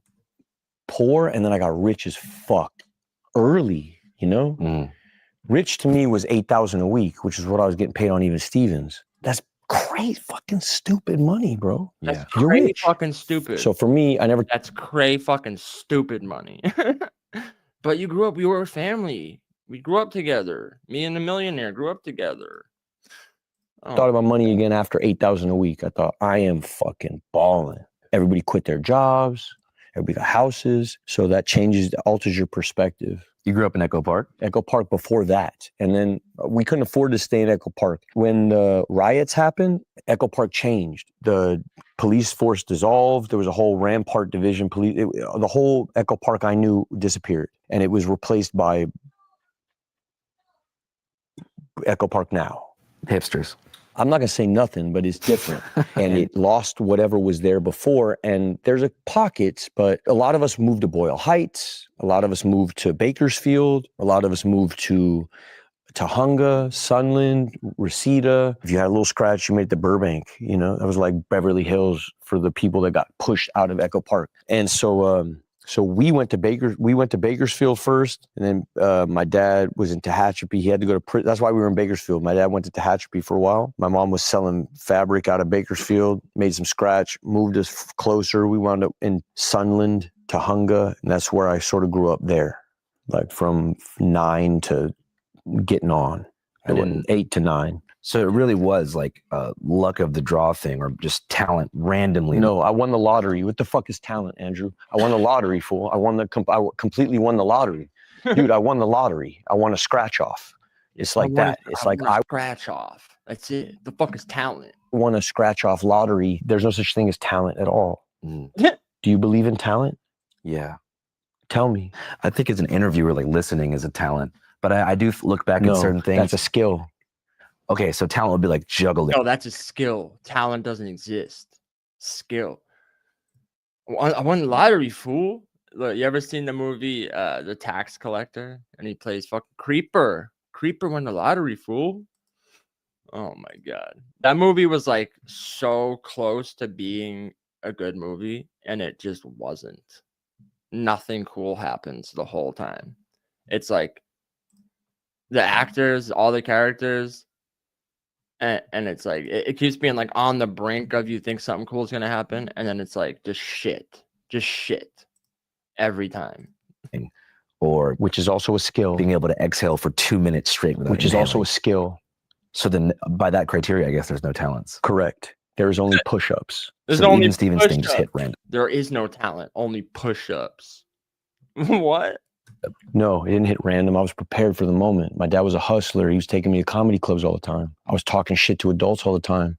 When I got to meet a casting director, I knew how to talk shit to adults. So you kind of were molded by your upbringing to be in a position to do Correct. something. I did enough push-ups. And you said you first got into the rooms around 18. The AA rooms? Yeah. No, my dad grew up in the room. I learned how to smoke cigarettes in AA rooms. My dad was in AA when I was, before I ever got on. My dad Learn how to smoke cigarettes in AA. What the fuck? was a junkie my whole There is no talent, only push-ups. Put that on a t-shirt.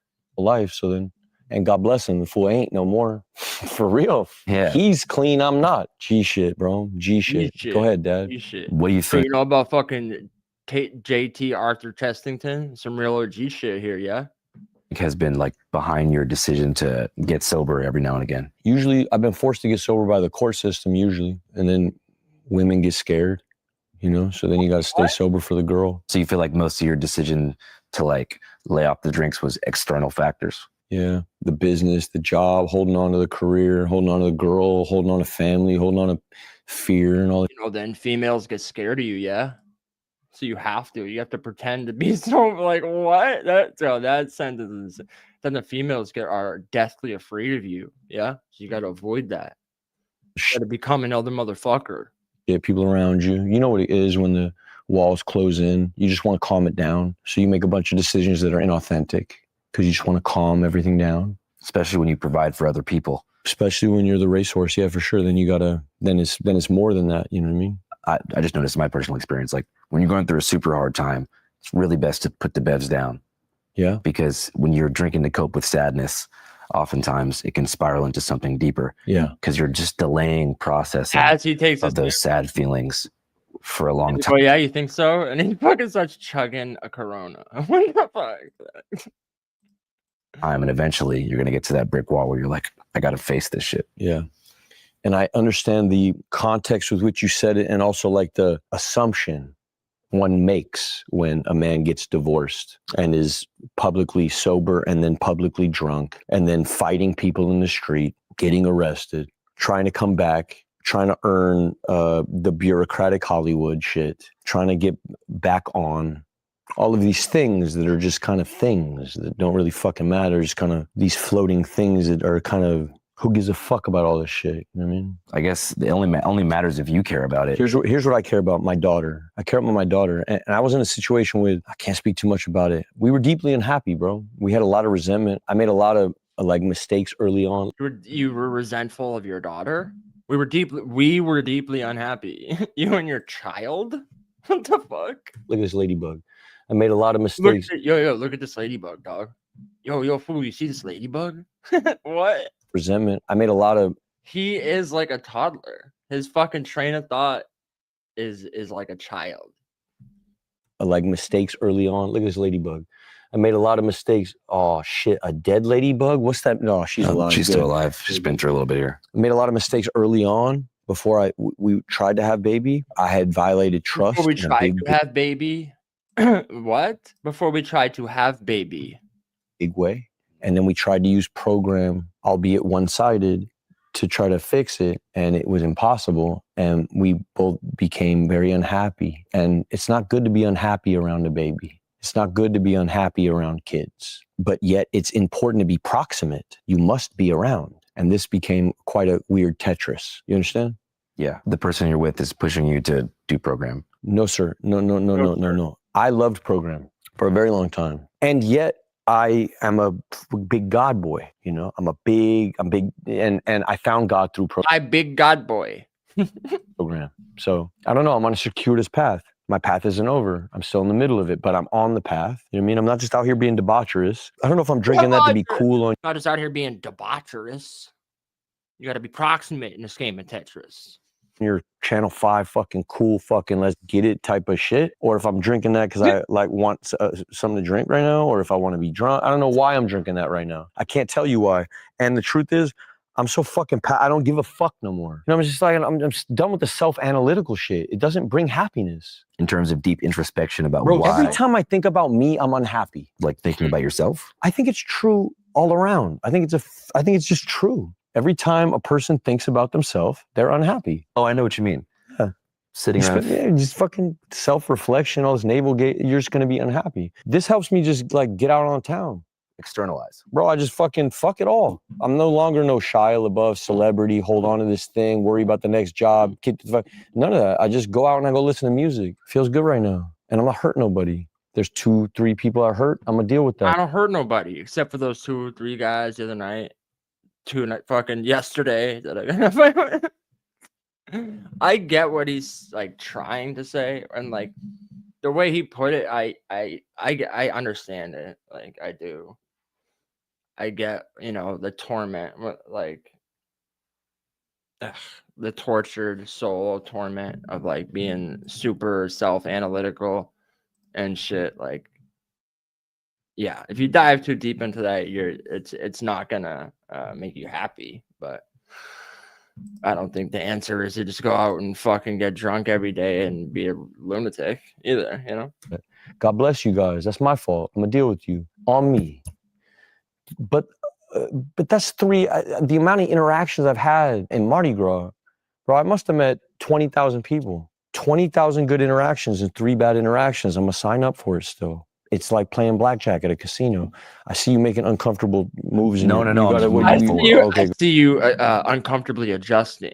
Like, bro, now he's not allowed to adjust, and especially being a child actor. Like, I couldn't imagine, bro. I really couldn't even fathom like the type of shit you got to go through in Hollywood. It's like that's why child actors always come out fucked up, you know. And it's like to stay sober with the weird trauma that you probably have to live with. Like I don't envy it for sure, but no, but I'm thinking like, you know, you're going to jail for fighting when you're out drinking. Is that not a wake-up call of like, damn, dude, like... Nah, because it wasn't bro, I'm not a fighter, bro. These people are clout chasers. But I'm saying going to jail, like, have you thought like, damn, maybe if I wasn't drinking, that wouldn't happen? Like, who gives a fuck, though? It's another experience. Yeah. Jail will be another adventure. Yeah. What are you going to do? It's cool. That's like the Hunter S. Thompson viewpoint. Who gives a fuck? Yeah, I'm with God, bro. I just move with God. God's going to move me around. Yeah. And you feel like you found God through AA. Yeah. Whenever they talked about the higher power, I always put it as like my inner child. Like my 8-year-old self, like full of curiosity, who never even thought I'd be at a bar until 6 a.m. You know, it's like imagine him watching you doing what you're doing. Yeah, I like, swear you're it's gonna that. call the same guy again at 7 a.m. Yeah, you know, like that kid would be like, "What do you mean? You have a successful YouTube channel. You support your mom. Go get some sleep." And like that ended up sort of being like my big homie was my little self. I know for some people, it can be like a God thing. I like that. Yeah. Do you think God's like a monotheistic singular deity? Do I? Yeah. Yeah, I believe in the Trinitarian church. Yeah, I'm a Catholic, full blown. Yeah. I got baptized Catholic. I just haven't really followed it much. I get it. And if I had probably come up like you, I'd probably shuck and jive too. You know what I mean? I didn't come up that way. I came up with my dad was a monk. If I came up like you, I'd be shucking and jiving. What? Uncles. My mom was a hippie. We had no God in the house. We had a whole bunch of religious art. My mom loved art. So I had a whole bunch of Caravaggios and shit in the house. We loved art, but we never read the Bible or nothing like that. And then I got bar mitzvahed. I wasn't into that shit at all. Big internet lore is also that you're like down from a hood in LA. It's true. Can you elaborate? La Migra Streets kid. Herpes 13. My key holder's conejo. It happened through a film. I was prepping a movie. I asked if I could. He told me what the requirements were. I said yes. We love each other, all of us. We are all, most of us fathers. Most of us are trying to live good lives. Most of us are God-led. Did you have to get like jumped in or anything? Nothing silly like that. No, come on. When I joined, it was sort of, I was 36, and it was like they had already done all the rowdy for so many years that I'm kind of the t-shirt salesman. And that was when you were filming for that role as Creeper, right? Yeah. Hell yeah. Yeah. I always thought that this was Big Hazard, the hood that made PCP. No. Yeah, he's talking with the accent, bro. The harpies at 13, bro. That's my favorite Shia LaBeouf era. Is the creeper? He's like, no, you don't understand. Listen, homie. And all of a sudden, he became Mexican. Became Mexican overnight. T-shirt salesman. And that was when you were filming for that role as Creeper, right? Yeah. Creeper. Hell yeah. I always thought that this was Big Hazard, the hood that made PCP. No, that's harpies. Yeah, I guess you wouldn't get jumped into a gang at 36 years old. I mean, yeah, we talked about it, but then he was like, this is ridiculous, you know? Yeah. So if you went to jail in California, you'd have to run Southsider. Yeah. But here at the Mardi Gras Drunk Tank, you just gotta run Shia LaBeouf. To be honest with you, bro, it's love all around. It fucking is. All that other shit, like, I'm not pushing no line in California neither. I'm Shia LaBeouf, bro. I was in holes. The fuck are we talking about? Like, really? Who's pushing what? Like, what are we talking about? You know what I mean? But I am friends with these people. We do love each other. Their shit is for real. They really do push. Yeah, they use you as like a billboard. Like he even said, he's like, I was like the t-shirt salesman. The t-shirt salesman. Uh-oh, what's going on? The line. Am I pushing the line? No. Yeah. But you're not expected to. No, fuck no. What kind of clique would they be if they did? You'd be. I mean, there's It'd be ridiculous, bro. It'd It'd be stupid as shit. No, bro. They were good before I met them. Uh-oh, is the stream fucking up? What happened? What happened? It looks like it's froze, dude.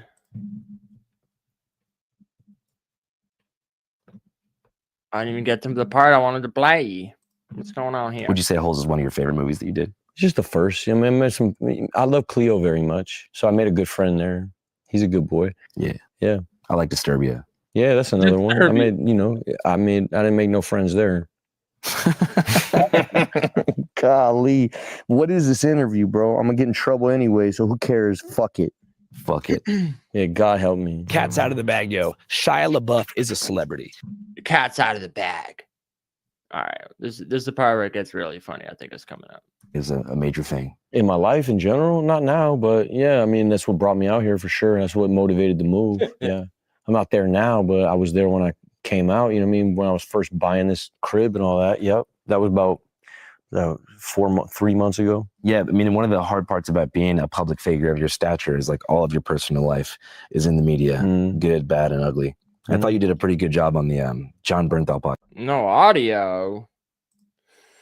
Yeah. All right, hold on.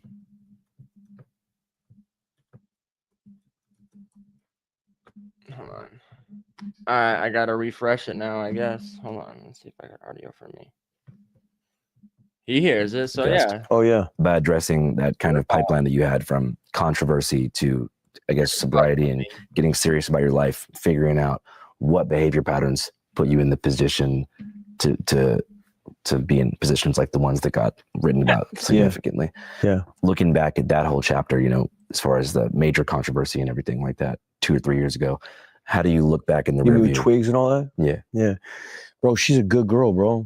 That's a good girl. But looking back in the rear view, do you feel like working the program after that helps you kind of rectify? Nah, because the program, you know, sometimes when you get arrested, the court just says, hey, you got to go do this or that to like mitigate charges, you know? So they force you to do like rehab and like go to, you know, anger management. So like, that's not what the issue with me and her was. The issue with me and her had to do with jealousy and bullshit, manipulation, and some stuff she talked about and some stuff that, you know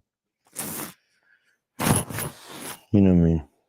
But that's my fault too right there, you know what I mean? That's on me too. That's not on her, that's on me. That's a good girl. She's a fucking incredible artist, bro. Pay attention to her work. She's amazing. When you say it's on you, like whatever she said, run with most of it. Were you able to work some of that stuff? Well, she said some crazy shit, Shia. So now you're saying basically everything she said was true? because that lady said some wild shit about you, dog. About you being fucking super abusive and putting makeup on his herpes. Putting makeup on his herpes so that she wouldn't know he had STDs. That's some wild shit if it's true, dog. Stuff out behind closed doors. Yeah, I mean, it really comes down to, you know what I mean? We have got to the point It really where literally comes down to, anybody can build a traveling. He did the fucking traveling. What? Come on. Yeah, I mean, it really comes down to, you know what I mean? Yeah. Yeah. Because America is like, he's like a lot of times yeah. built on exile, you know, and like carceral methods of like when someone does something wrong, a lot of times the standard is like banish them from public life, banish them. How? That's just how, that's kind of the lay I of wish the you, land. I wish you could. Leave me the fuck alone. You mean put me in the banished spot. Let me party, dude. Let me go there. But I guess the idea is like, you know, you mentioned it earlier, like when you go to jail, you took responsibility for it. Yeah. So it's like when you mess up, when you're drunk and you do something wrong, you hurt somebody, what is the path to restitution? Is it like living, you know, in the proper way to minimize that in the future? Or is it like taking actionable steps behind closed doors to like rectify that shit? Mm-hmm. You got to make amends. First thing you got to do is you got to say what you did. Then you got to say how it's never going to happen again. And then you got to show and prove. What do you think's the best way to like show and prove after something like that? Something like which?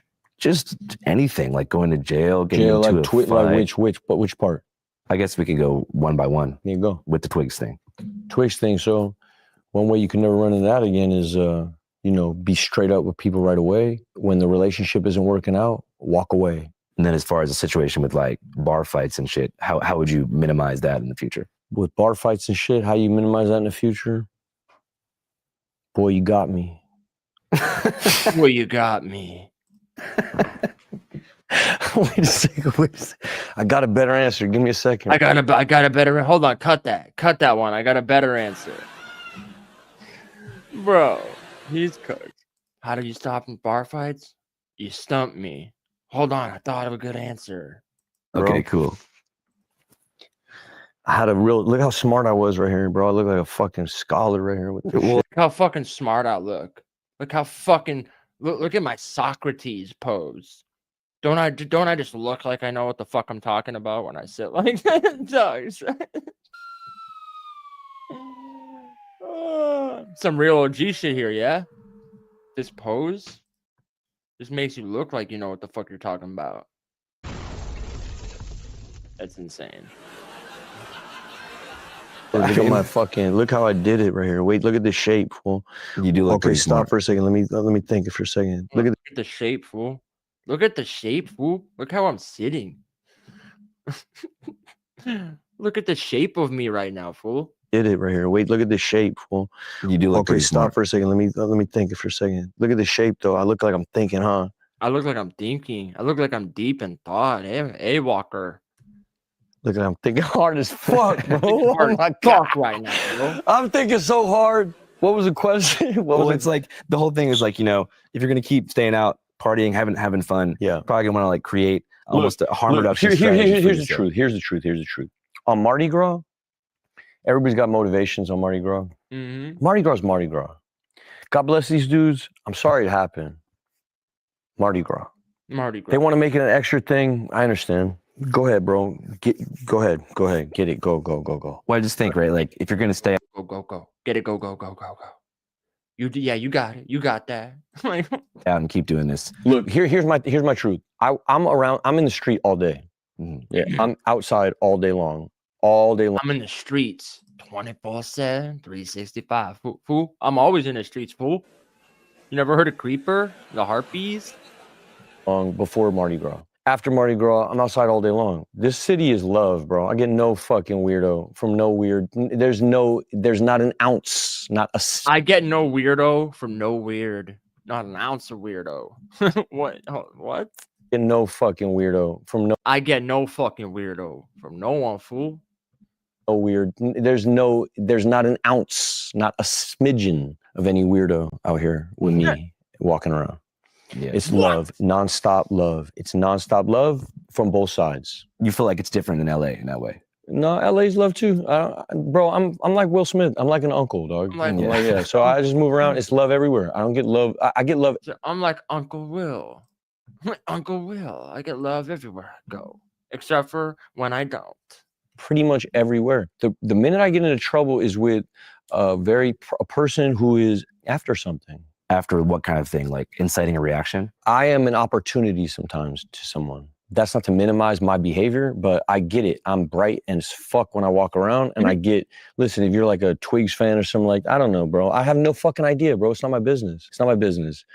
Here's what I know. I can only deal with my side. My side is this. My behavior, bullshit. I gotta deal with that. Does that mean I gotta go to rehab again? I'm just not into it, bro. I don't think my answers are there. I don't. I genuinely don't. If I genuinely did, I'd go. I don't think I have a drinking problem. I think I have a different problem, and I'm going to address it. And what's that problem? I think I have a small man complex. Damn. Yeah, I think so, dog. I think so. He's like, I don't think we had, but it's funny though, because he literally said, he's like, I'm super Christian. He's like, and you found God in AA? And he's like, yeah. But then he's like, the program's bullshit. The program's bullshit. So it's like, well, okay. Like, didn't you find God through that? Like, I'm not saying you got to keep going. Like, we all know I said how I feel about AA. But to self-admit that you have a Napoleon complex, like small man syndrome, it's like either this is just more performance or like I don't know, man. Like part of me, like I feel for the dude, kind of like clearly he's fucking tortured and trying to figure it out. But like part of me is always just like I don't believe like anything he says though either. Like when I seen him on what was it, the interview with John Bernthal, he was being like super vulnerable and people were like, oh my god, Shia, like they all fell for it. And it's like he's a fucking actor, dog. He's an actor. Okay, people know how to bullshit and put on a performance. You know what I mean? Kind of Napoleonic. I don't know what it is. I think it's something that has. And also just admitting your issue doesn't now negate everything that comes from that problem. Like, oh, that's the thing. Like that'd be like if someone's like, I think I'm an abuser. I'm an abuser. Yeah, I abuse women. Yo. Like, and now, oh, everyone's like, oh my god, that's so courageous. It's so courageous that you admitted it. That'd be like if fucking Epstein came up and he's like, I think I'm trying to compensate. Yeah, I think I get all these women and run an island of women because I'm trying to compensate. And people are like, yo, that's so vulnerable of him. That's so real. Okay, it doesn't negate the thing you did though. To do with anger and ego more so than my drinking. But that's where I'm at now on my journey, and I'm trying to navigate it. I'll figure it out. What kind of things set off that anger? What kind of things set off that anger? I mean, boy, I haven't experienced it for a while, but I'll be honest with you. Big gay people are scary to me. What do you mean? When I'm like standing by myself and 3 gay dudes are next to me touching my leg, I get scared. Mm-hmm. I'm sorry. I'm sorry. If that's homophobic, then I'm that. I'll be honest, big gay dudes scare me. I am 1000% with you, Shia. And 3 gay dudes. Bro, this is the part. Sorry. I mean, boy, I haven't experienced it for a while, but I'll be honest with you. Big gay people are scary to me. What do you mean? When I'm like standing by myself and 3 gay dudes are next to me touching my leg, I get scared. Mm-hmm. I'm sorry. If that's homophobic, then I'm that. Yeah. Does that happen a lot? No, it just happened one time. Recently? Well, that's why got arrested. Oh, okay. Yeah. So you were sort of being groped and surrounded. I'm not going to say that because my lawyer said, oh, fuck, dude. It's okay. It's okay. It's okay. We can. You were being groped and surrounded. He's like, well, my lawyer says. He's like, the interviewer said, the interviewer said, does that happen to you a lot? Does that happen to you a lot? You got surrounded and groped by big gay men? Yeah. I'm gonna say that. I think, yeah, if you're a child actor, he's probably experienced that with being fondled and shit. And I'm sure if you're out drinking, all of a sudden some gay dude's touching you in your thigh. Yeah, I think every man has the right to a reaction to that. Arrested. Oh, okay. Yeah. So you were sort of being groped and surrounded. I'm not gonna say that because my lawyer said, "Oh fuck, dude." It's okay. It's okay. It's okay. We can back No, up. I am wrong for touching anyone ever, and that's the end of my statement on this whole Gotcha. shit. Sounds good. Cool. Moving back to like what kind of things would set off that Napoleon complex? Being challenged, my masculinity being challenged, somebody touch my girl, or touch my kid, or I'm good with gay. Be gay over there though. Don't be gay in my lap. So you feel like when things that you feel like I'm good with you being gay. Be gay over there though. Be gay on the other side of the be gay on the other side of town. Okay? Don't be gay in my lap. Yo, that's a haymaker. Be gay over there, don't be gay in my lap. That's fucking hilarious. you possess in a way or challenge like your girl, your kid, if someone gets in the way of what they want to Yeah, do. if somebody, there's personal space type stuff, which gets weird at it's Mardi Gras. That's why, bro. I was drunk and it's Mardi Gras. So everything I'm saying is nonsense. It's Mardi Gras, But it sounds like this complex is maybe something that you noticed for a long time. I mean, who cares? Who cares if I call them fagots and flamers and quit? It's Mardi Gras. It's Mardi Gras. That's a solid defense. Solid defense. I wonder if his defense attorney's gonna go with that. He'd be like, big gay men. He was scared, Your Honor. 3 big gay men. And so what about the slurs he said? It's Mardi Gras. It's all nonsense. Maybe, bro. I mean, my dad was raped by his cousin, so he was in my ear all the time. I don't know, maybe. Maybe. My dad was great by his cousin. Vietnam, Agent Orange. What? So far we found out his grandma ran with some beatniks and was a beard for Ginsburg. His dad has Agent Orange coursing through his veins, apparently, and also was raped by his cousin. Okay. My dad was raped by his cousin, so he was in my ear all the time. I don't know, maybe I am. Who the fuck knows, bro? I'm open to whatever somebody wants to say. It didn't feel like that when it happened. Look, and this is the worst thing to say, and I'm not gonna say it. I never had no problem with gay people. This is the worst thing to say, and I'm not gonna say it. I don't have no problem with gay people. So whatever thought came to his mind, he was gonna say some shit. He was gonna say some shit, dog. If he openly already said, yo, big gay people scare me, be gay over there, though, okay? Be gay over there. If he openly said that, whatever thing he thought that he didn't say was gonna be headline worthy. And this is the worst thing to say, and I'm not gonna say it. I've never had no problem with gay people. Never. I remember paying for people's like transition surgery when I was fucking around on the internet heavy. I've never been fucking around on the internet. Yo, I remember paying for a dude to get his dick chopped off, and I was fucking around on the internet. Fucking around on the internet is hilarious. Adversarial towards it, you know what I mean? But I don't know. I'm open to whatever. If somebody's got more information on the subject, then let me know. I know I'm fucking deep off into the Bible. I know what the Bible says about homosexuality. What does it say? Nah. It says nah, bro. That's my favorite part of the whole interview. I know what the Bible says about homosexuality. It's like, what does it say? Nah. It says nah, yo. The Bible, you open it up. I think that's in Leviticus. It just says nah, yo. It says gays? Nah, kid. Nah, dude. It says, nah, we ain't doing that. Nah, we ain't doing that, yo. What it says. Yeah. But wasn't that written a really long time ago? Bro, you can do whatever you want with the text. It's not my business. You know what I mean? I'm a traditional Catholic. That's okay. And what's the difference between a traditional Catholic and, let's say, a more progressive Christian? I really fuck with the Bible. You believe in hell and stuff? Yeah. What's the difference? I'll tell you the difference. The difference is people these days think they can I'm trying to think of the word, manipulate and come to their own. It's just like the same thing they do with the Constitution these days. People try to reword and recontextualize what the amendments mean. They try to go, oh, this is written so long ago and they didn't know about machine guns, so that's what it's like, bro. How it's written, very clear in how it's written. I don't care how old it is. I don't care about well, things have changed since then, and as a society, and well, machine guns. It's the same thing they do with the Bible. Okay, so people nowadays like Joel. Also, I seen a fucking, and I think it's gonna be a reoccurring series I do on Sundays called Religiously Exempt. Okay, where we watch these demon preachers, and you get some preacher Pablo accents, because I seen a thing at Joel Osteen.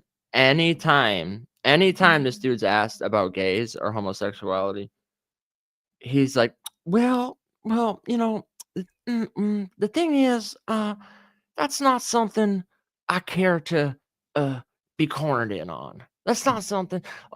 That's not a hill I die on. Let's talk about something else.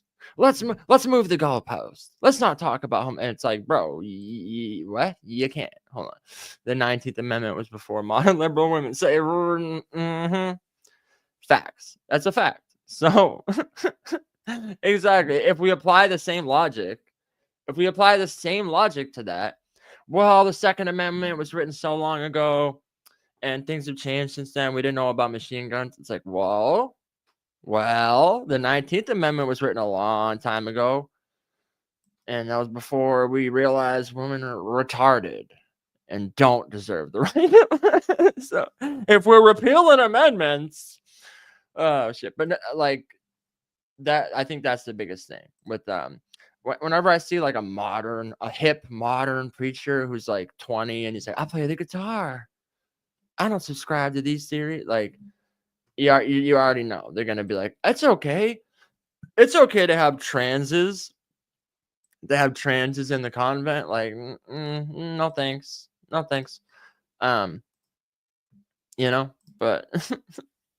it is what it is. People are always gonna try to find wiggle room. You know what I mean? Who do you think's down there? Who's down there? Martin Luther, the man who wrote the Protestant.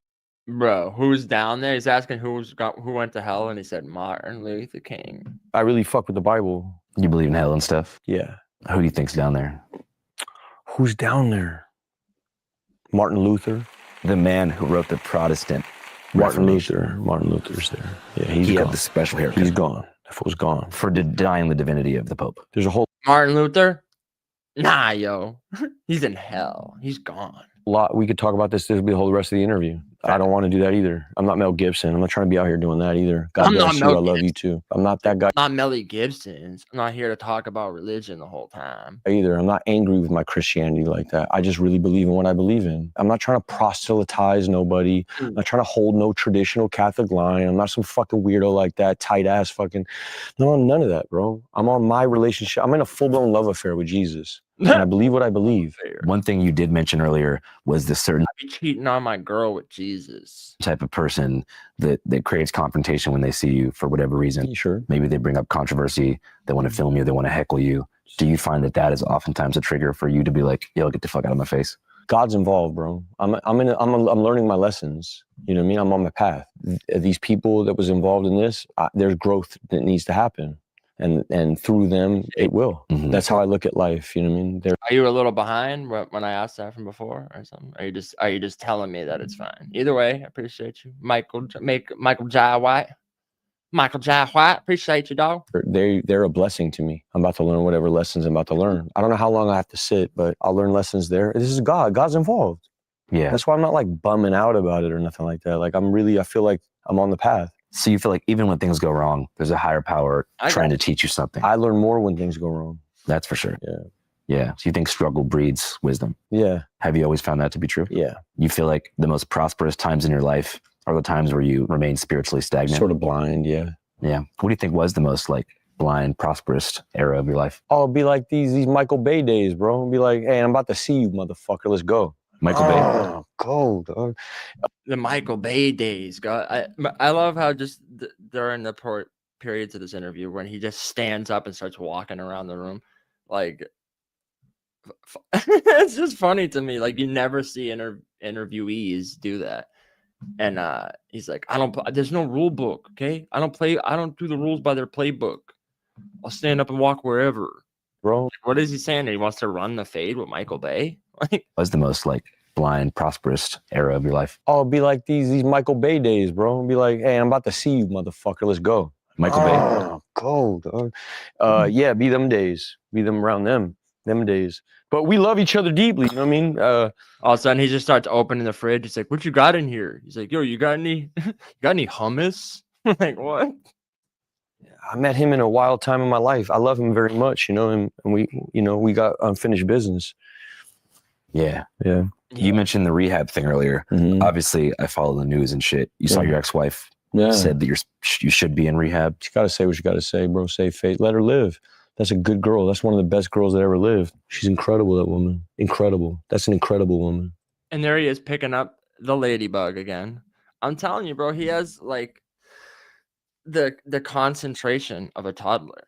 And any single thing just like disrupts his focus. And he's like, he gets up, walking to the fridge, like he's like, yeah, I'm about to make some tacos, fool. And all of a sudden he's like, oh, bro, you see that ladybug? Oh, it's dead, isn't it? Like, no, it's alive. Oh shit, okay, bet. And he's back to the ladybug. Is that a relationship that you think you want to repair? Oh, she's incredible. Mia Goth, incredible, all time, 10 out of 10. So your long-term plan would be to repair it. Yeah, repair. That's why I say, yo, you ain't got no beer? You got any hard liquor? Bro, he's like, don't tell me you ain't got no scotch up in here. Nothing. We're good as is. What you mean? That's my girl. I just read that you guys divorced. That's my girl, dog. But she's not because she divorced. Yeah, it's like that's still my lady friend. That's true. Yeah, but we're in a good spot. I mean, this isn't new. See, that's what the thing. It's new for you guys. We've been there for a while, and we're trying to figure out co-parenting, and we're good. She's a good girl. Even through all this, like, she gives me grace. I still talk to my kid twice a day. She's a good woman, bro. Yeah. Any other woman would be like, yo, fuck you. Get out of here. I don't want to talk to you. She don't do that to me. I'm on my phone with my kid twice a day. You know, even when things are hanky, she's a good woman. That's a great woman. Yeah, I grew up with co-parenting my whole life, so it was great because they had a functional relationship. Like you said, when you argue around the kid, it's terrible. Terrible. So we're trying to build something else. I do agree, though. Like, if you're one of these couples where the whole, like, stay together for the kid shit, this is the dumbest shit I've ever heard. And you're like, yeah, so stay together in a fucking loveless marriage where we fucking constantly fight and scream at each other and throw shit and keep the kids up all night with fucking plates getting broken, getting thrown at the wall and constant screaming, where it's just you can't even walk through the fucking door without like taking in a breath, having all this anxiety and tension because it's constantly on fucking pins and needles about your parents fighting. Just fucking break up. Just break up. Okay. You can co-parent. It's okay. The kid will be a lot better off in the end. You know, he'll get 2 Christmases. It'll fucking, you know, and then the thing is when parents do it right, when they do it right and they don't just like bring around every random person that they've been dating for 2 months and they start to bring them around the kid or try to use it as a weapon and like hold the kid hostage and not let the other parents see him and shit, like none of that dumb shit.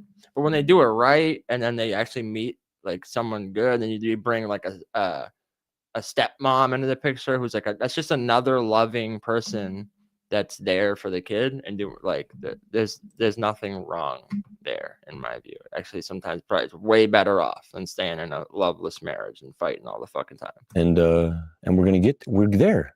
My kid is happy, dog. My kid is fucking. How old are they? She's 3. So just now getting to that age where she sort of has figured out what's going on. She knows daddy's a Rolling Stone. She knew that for a while. And she knows mommy's a Rolling Stone too. Daddy's a Rolling Stone. In her way. She got cool parents. Yeah. She's gonna be a cool kid. That's for sure, dude. Yeah. Do you envision a world one day where there's gonna be like split custody type of deal? No, we don't talk about that. We're good about that type of stuff. It's just like they're getting ready. She's going to film in France. I got to film in April. So I got some time where I'm gonna run out there and go be dad for a minute while mommy's got to film. And we're in a circus. We're the circus family. Yeah, I forget you guys probably got to travel for work a lot. Circus family. He's like in April, I got to go be dad. Go be dad for a little bit. Oh my God, bro. Yeah, I did week on, week off my whole life. Yeah, okay. Well, you fucking wound up pretty solid, bro. Look at you. Thank bro. You. 6 cameras. 6 cameras. 6 cameras. How many of us, bro? Huh? 6 cameras? Come on, bro. It's like variety in this bitch. You fucking did it.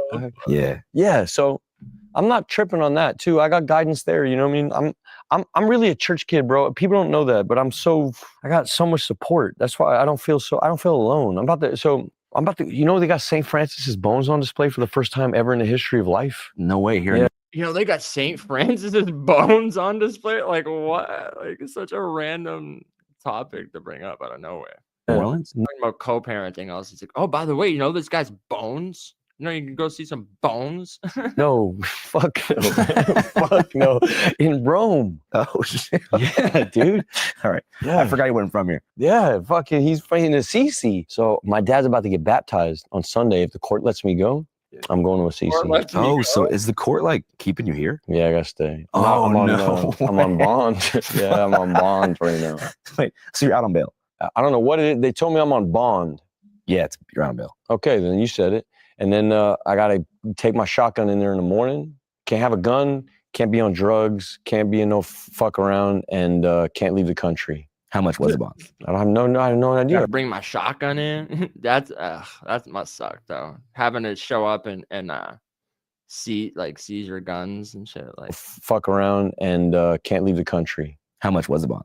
I have no idea what happened. Did somebody bail you out? I have no idea what happened. It's hilarious. How do you not know how much bond was? No idea, bro. I know Thundercat tried to get it going. Steven and me are very close. I know him from school. He tried to send his people out. And I love you very much. That's a good man. Cuddy did the same thing. So I had these assistants. I didn't know these names of these people, but they showed up at the court or the jail trying to get me out. And then the bailiff or the jailer was like, hey, do you know Stacy or Shirley? And I didn't know none of these people. So she said, should I just tell them to go? She did. And then I just left on my own. I don't know who paid for what.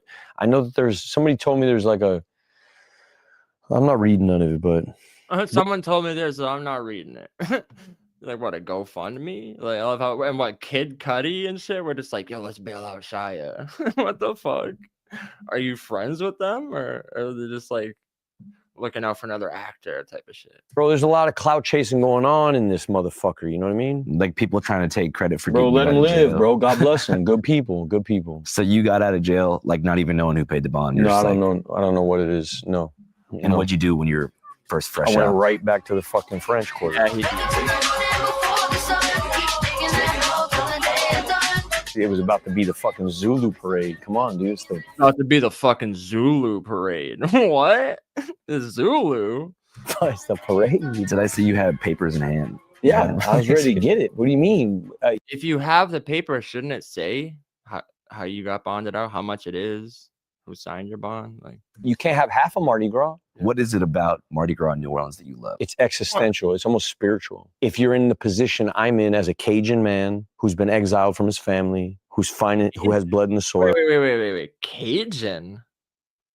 I don't know about that, dog. Oh. He thinks he's Gambit. Like, well, La Marcia, I'm Cajun. Who's fully connected to this place and have never really explored it, who's been on a fucking leash for a long time, who is a wild man at heart. You wind up at Mardi Gras, it becomes a spiritual experience. Bro, it's sacred. It's sacred. If you go in... I've been to New Orleans once. It wasn't during Mardi Gras, but, bro. And this was pre-Katrina, pre-Hurricane Katrina. New Orleans is fucking amazing, bro. Amazing. I would advise anyone, if you've never been to New Orleans, definitely you got to check it out, bro. You definitely got to check out New Orleans. It's the music, the vibe, the streets, it's just like a lot. The streets are alive, let's say. I can only imagine. But the thing is, during Mardi Gras, I'm sure there's like way more tourism and like nonsense going on during Mardi Gras. Like I said, I went when it wasn't Mardi Gras, so it was just like way less like tourism-y shit going on, and it was fire, dog. Yeah, I'm not gonna go deep off into that, but I think you should, bro. I knew some Lakotas deeply. I knew some Lakota. I had spent some time in North Dakota for a long time. There was a girl I knew who was the daughter of Chief Red Cloud, who really ran shit. And he brought it. I was chilling with the daughter of Chief Red Cloud. What? Bro, these stories just get more and more absurd. He started off, he's like, my dad, Vietnam, Agent Orange. My grandma ran with Ginsburg. It was Ginsburg's beard. Grew up in a beatnik house. He was chilling with the daughter of Red Cloud. What the fuck? Who was the daughter of Chief Red Cloud, Chief Red Cloud. who really ran shit. And he brought us in. We were doing Listen, he's a real OG here, fool. Chief Red Cloud, real OG shit, yeah. a movie called American Honey. All right, we're selling magazines and stuff like that. We're at this reservation. We're fucking around at this reservation, and they basically took us in. And when we were there with them, you know, they kind of like were explaining drunkenness to us and like spirit, you know, like for instance, like when they do the and they're gonna check me on this, of course, because I'm speaking out of turn, but like I never got to go to Sundance. No white man can. But like when they go to Sundance, it's complete sobriety. I think it's like 60 days before, 60 days in. I'm getting the timings wrong. Forgive me. Complete sobriety. But they also have another season where something like a quinceañera, and I don't know if it's at 15 or 16, but there's a period of life where they encourage drunkenness. Jews also do the same thing. The Amish also have rum spring. Amish do the same thing. Germans do the same thing. I get that I'm the wrong guy to proselytize this shit. No, but I get what you're saying. But yeah, we're not alone in this. Mardi Gras is not the only one, you know, it's just the American one. But America doesn't have, it's a very puritanical culture. Sure. The Pilgrims didn't have a day where they all got hammered on moonshine or whatever. They didn't even have alcohol. Yeah, they just get drunk every single day. It's different in different cultures because they're not fucking, you know, like when I think of like native people, they're drinking, like he was like saying, oh, they were explaining drunkenness to him and shit. It's like, because when they drink, they fucking dance around and they sing songs and you know, it's like, I don't know, different cultures just treat alcohol differently, I feel like. And yeah, bro, if this is during Mardi Gras, like I'm all set with this whole circus, you know. But yeah, go to New Orleans when it's not Mardi Gras. I promise you, it's way better. One, you know, it's just the American one. But America doesn't have, it's a very puritanical culture. Sure. The Pilgrims didn't have a day where they all got hammered on moonshine or whatever. They didn't even have alcohol. It would have been like prune juice that was fermented. Right. But yeah, no, it's true. New Orleans is like an alternative to American reality in many ways. Mm-hmm. Yeah. It feels like our connection to Europe also. And it's been dominated by 3 different kingdoms. So it makes for a resilient type of depth that LA just does not have. Oh, yeah, no shit. That is crazy though. Oh fuck, what'd I do?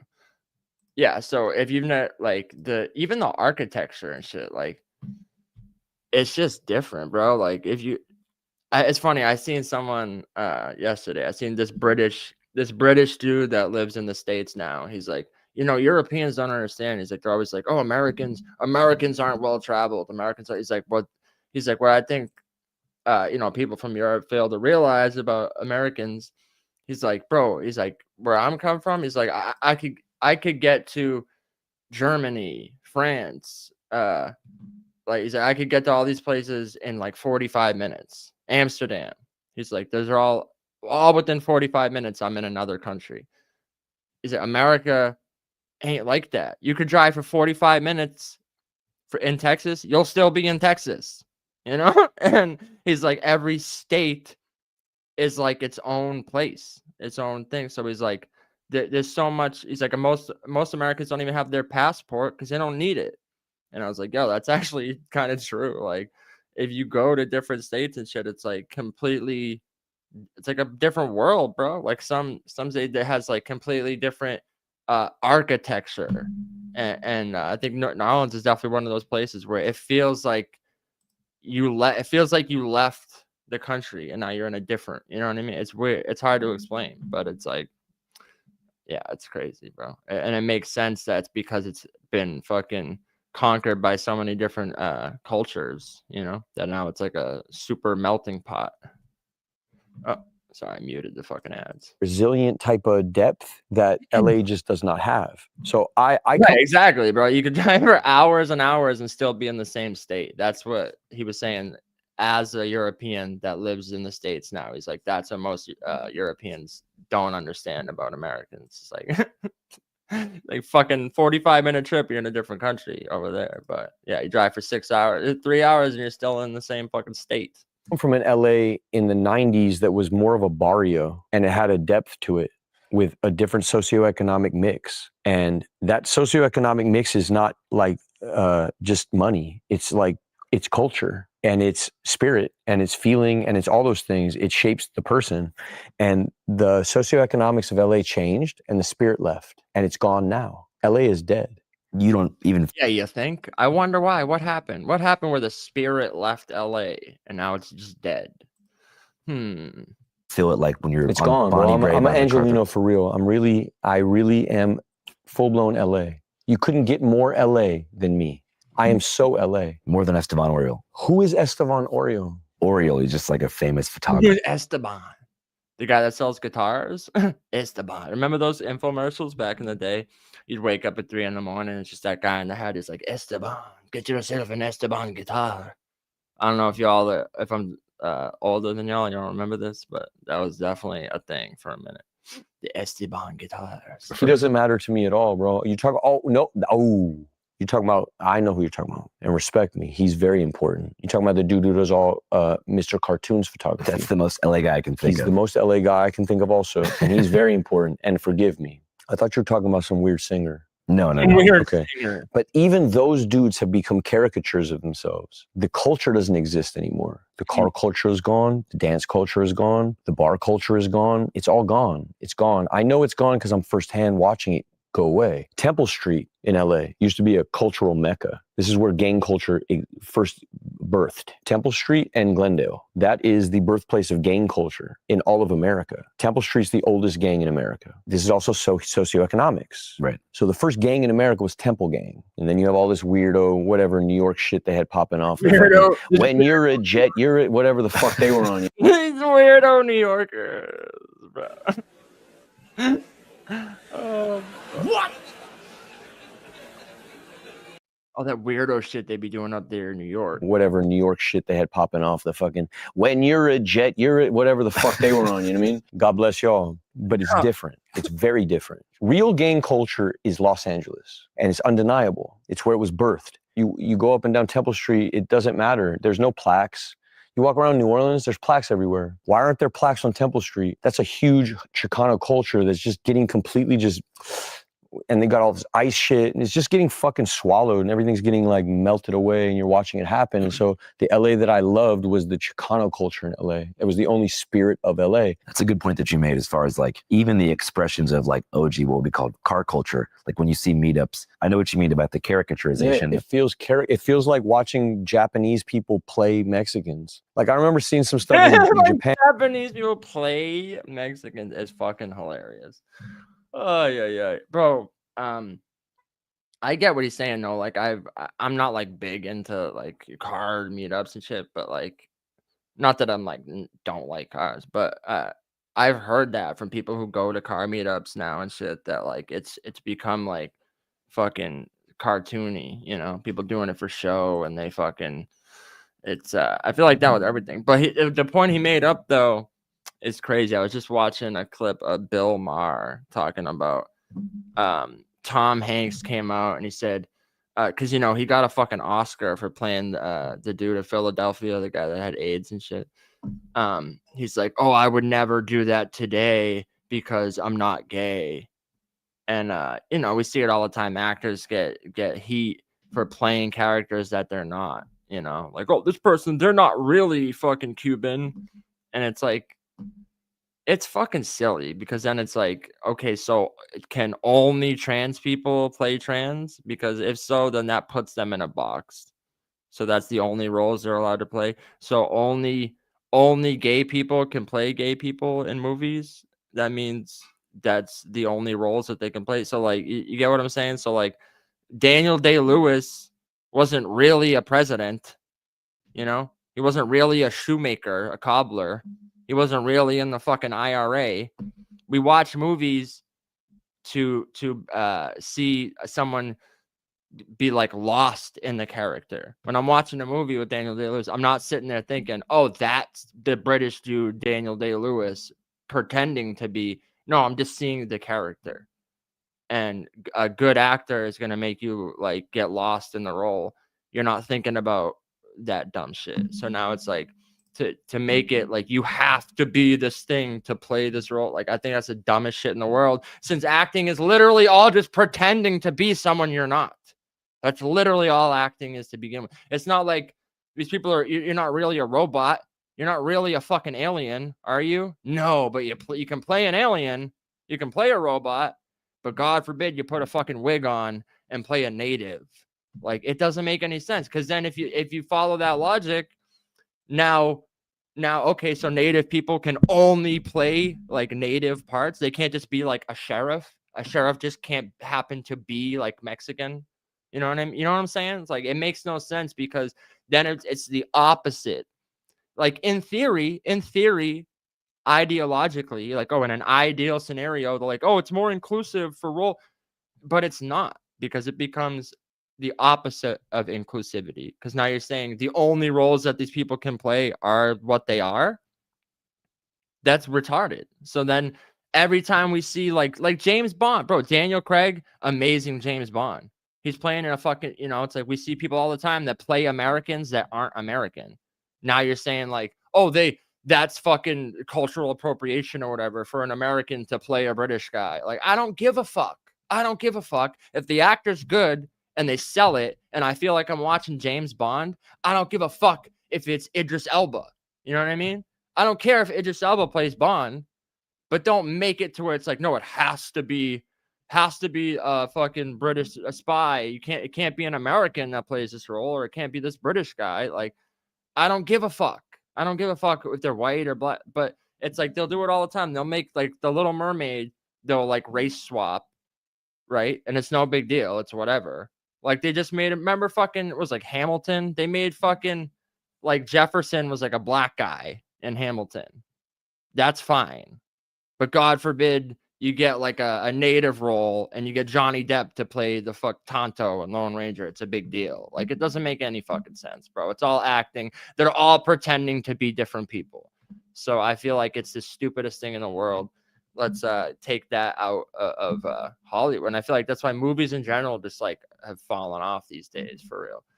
Because it's like, bro, let's make it about the art. The art is fucking pretending to be someone else. Okay, sorry, rant over. But it just reminded me of it. Yeah. And where they're like adopting Chicano culture, and I feel for them. I kind of, in a way, am also. I'm a Jew. In a way, I'm just like a Japanese Chicano guy. I'm a Jew. I'm just like a Japanese Chicano. What the fuck? I'm still like a fucking Grey Goose sneaker out here. But I do it because I want so desperately to fit in, bro. I just want to fit in, which again goes. Still not getting the Grey Goose soul sneaker reference that he keeps making. I don't know. He's like, that shoe is me. I'm like, the sole of that sneaker. I mean, I would never wear it, but it's me. Like, what? Back to this drinking shit. Goes back to AA. Goes back to this whole thing. Goes back to marriage. Goes back to family. It goes back to the whole thing. If you really boil the whole fucking thing down, bro, I like connecting with people. I'm desperate to connect with people. And I love Mardi Gras. And I love New Orleans. What do you do with that? You say it out loud. You accept it. You take your bumps. I'm going to go sit down probably for a while. Yeah. But I'm going to be out here. I like it here. I really do. I love it here. It's the best. It's the best. Especially if you like have accomplished what you want to in life. And you get to just sit down and focus on engaging with people and only connecting. If you have career aspirations, probably not the spot. Not the spot. If you're like, if you're thirsty, this isn't the spot for you. Or if you're someone like me who was 21, this isn't the spot. And graduated. Yeah, you can't. You got to get out of here. Am I going to write about BAs and streetcars, it's true. destinations? It's true. You got to get out of here.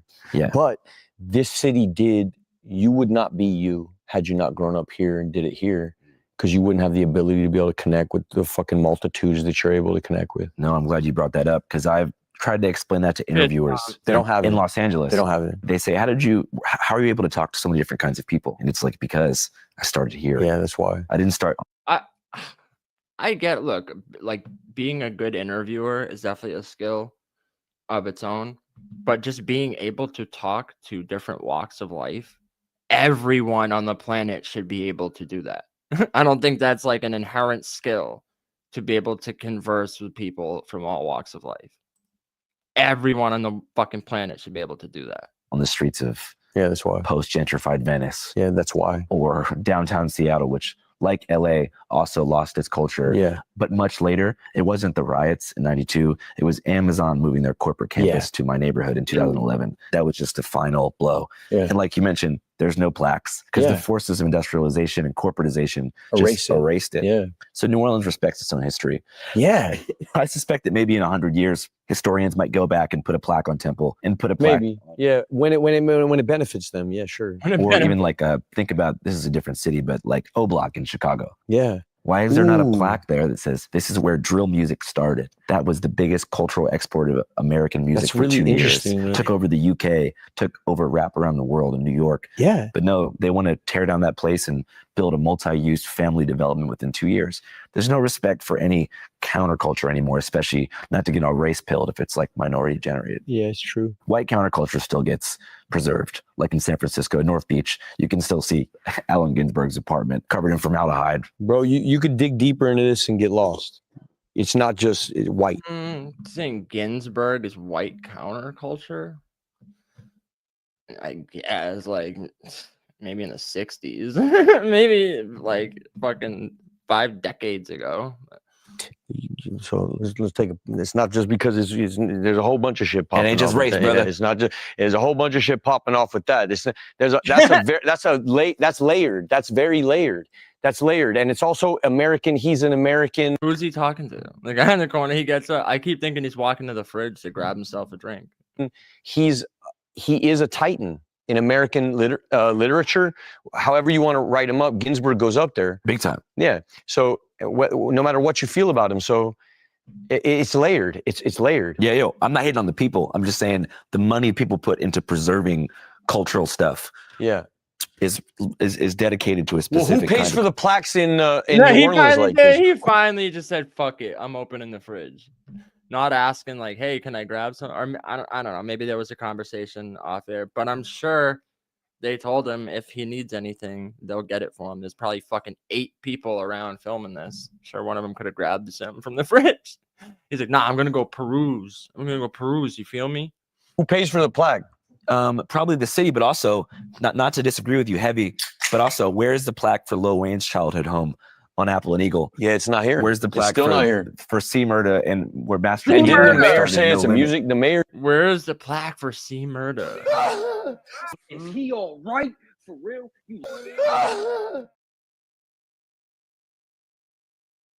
Where's the plaque for C Murda? You know what I'm saying? You feel me? Just said it's a music town. I gotta shut the fuck. Because I'm already in trouble.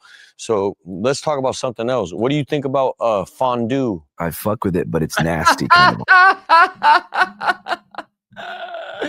He's like, "Yo, let's get away from this conversation. You fuck fondue. You fuck with it or not?"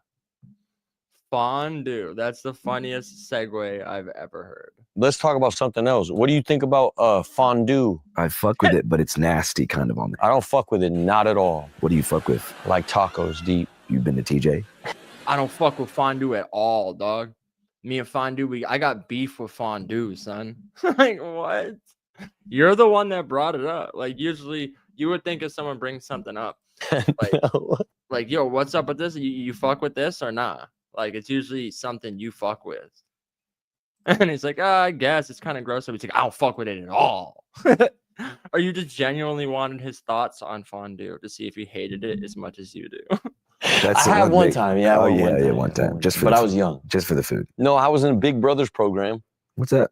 It's like when your dad's in jail and they give you like some nice guy to come take you to a Dodger game, take you out to hang out, he used to take me dirt bike riding. It was super sick. His name was Tom. He was cool, bro. He took me to TJ one time. What'd you and Tom do in TJ? You go to the water park? We got fucking drunk. Oh, I shouldn't have said that, but he's It's all gone. good. He's gone. God bless Tom.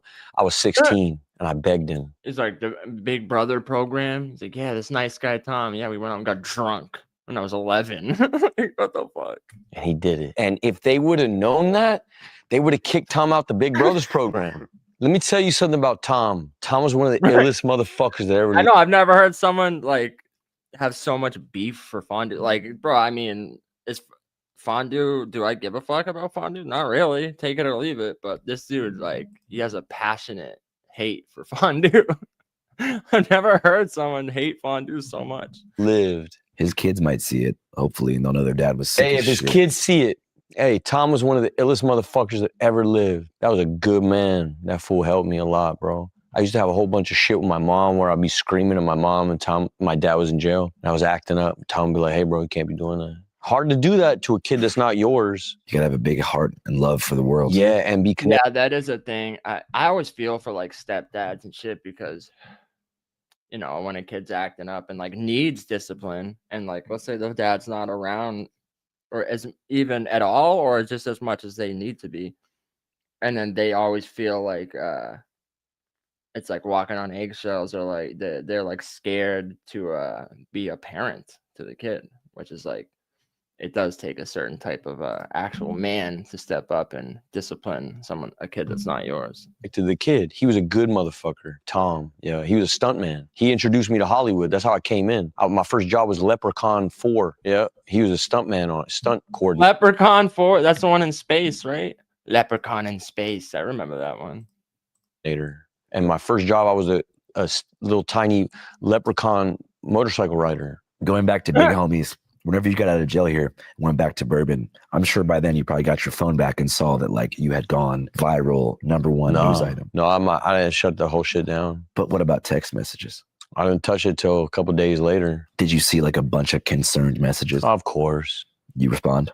Well, that's partly why I say, hey, bro, Andrew, can I talk to you? When you have to explain yourself over and over, it's exhausting and it's emptying. And so I just like to get it out of the way, like just bang, bang, bang. So you feel like I feel that though. It's like when I when I had my coma and shit, and then I got out and you know, you get out the hospital, you learn to walk and talk again, and then it's like every single fucking person I talk to after that, it's like, damn, what happened and how you doing? And it's like, bro, really? Now I got to do this whole rigmarole every time. this is a way of kind of like responding to 1,000 texts. Yeah. And not just the text, but there's a lot of people that love me that I don't know that are concerned that I want to, you know, make sure they're cool too. Well, I guess if you could talk to them directly, what do you want to tell them?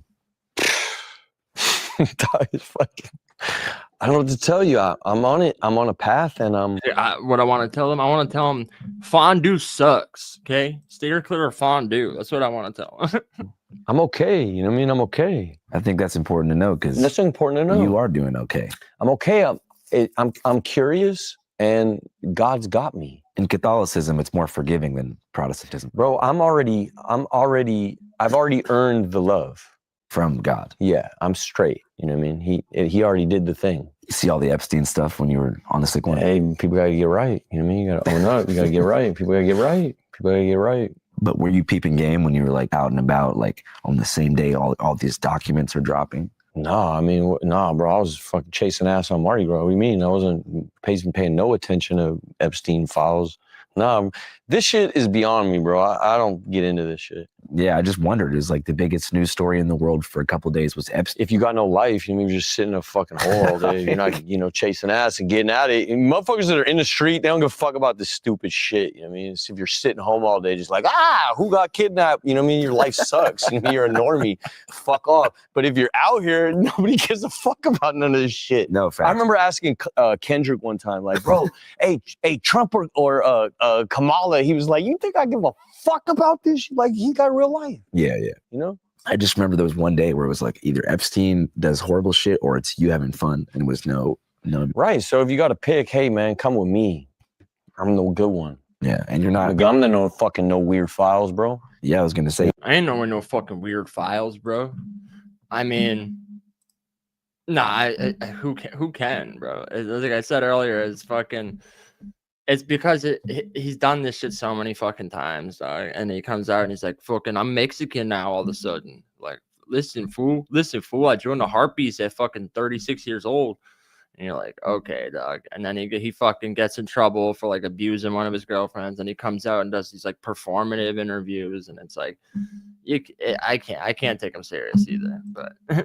But I mean, yeah, these fucking Epstein files are getting insane, bro. We might have to do a whole stream dedicated to stuff that's come out since they've come out. It's wild. Or it's you having fun, and it was no. Right. So if you got to pick, hey man, come with me. I'm the good one. Yeah, and you're not. I'm not no weird files, bro. Yeah, I was gonna say I'm not no weird files. All my shit's in the street, bro. I'm open hearted. I done fucked up, yes, but you know what I did. You know what I mean? And you know what I didn't do too. I swear you do. Come on, how, bro? How, bro? Think deductive. What is it called? Deductive Reasoning. logic, deductive rationale, deductive reason. Deductive reasoning. Yes, deductive reasoning. Deductive reasoning. Yeah. So work your way back. In terms of my whole life. Yeah. You'll know them by their fruits. Do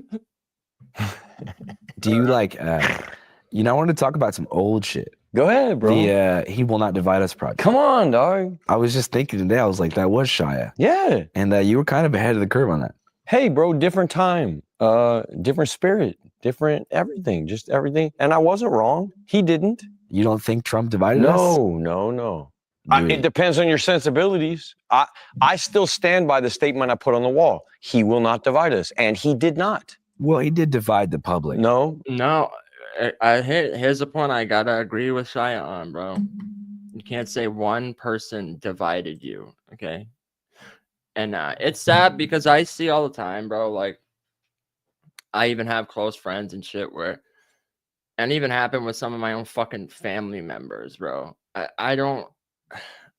If you feel like because of who someone voted for and shit, like you can't be fucking friends with them anymore, that's just the dumbest shit I've ever heard in my life. I'm sorry. People like they get so caught up in thinking they're right. My way of thinking is right, and if you're not on board with that, you're fucking wrong and you're a monster and you don't care about people. Therefore, I'm talking about friends of 30 years, just like cutting each other off, family members, not if you're not at Thanksgiving anymore. Like, no president should do that. In the history of presidents, I just seen a video yesterday. This lady refused to she's working at a smoothie bar or something, working at Smoothie King, refused. She's like, I have the right to refuse service to anyone because of the fucking shirt the person had on or something. It's like, bro, listen, the CEO don't give a fuck. All they give a fuck about is making money. And they want every customer's money. They want every single customer's money. They're not going, oh, if you voted for this person, don't shop here. No, they're not. They want all the money they can get. And if you're the type of person where, I don't know, man. I just feel like it's this fucking narrow, narcissistic way of viewing the world where I'm right, you're wrong, and therefore, like, fuck off. Like, I don't know. It's fucking silly, bro. No. The beauty of that piece actually was its ability to be both things. And I don't want to fuck the art up. So I'm not going to speak on it no more. I don't want to choose a side. I'm a Catholic. Christ first. First. Only.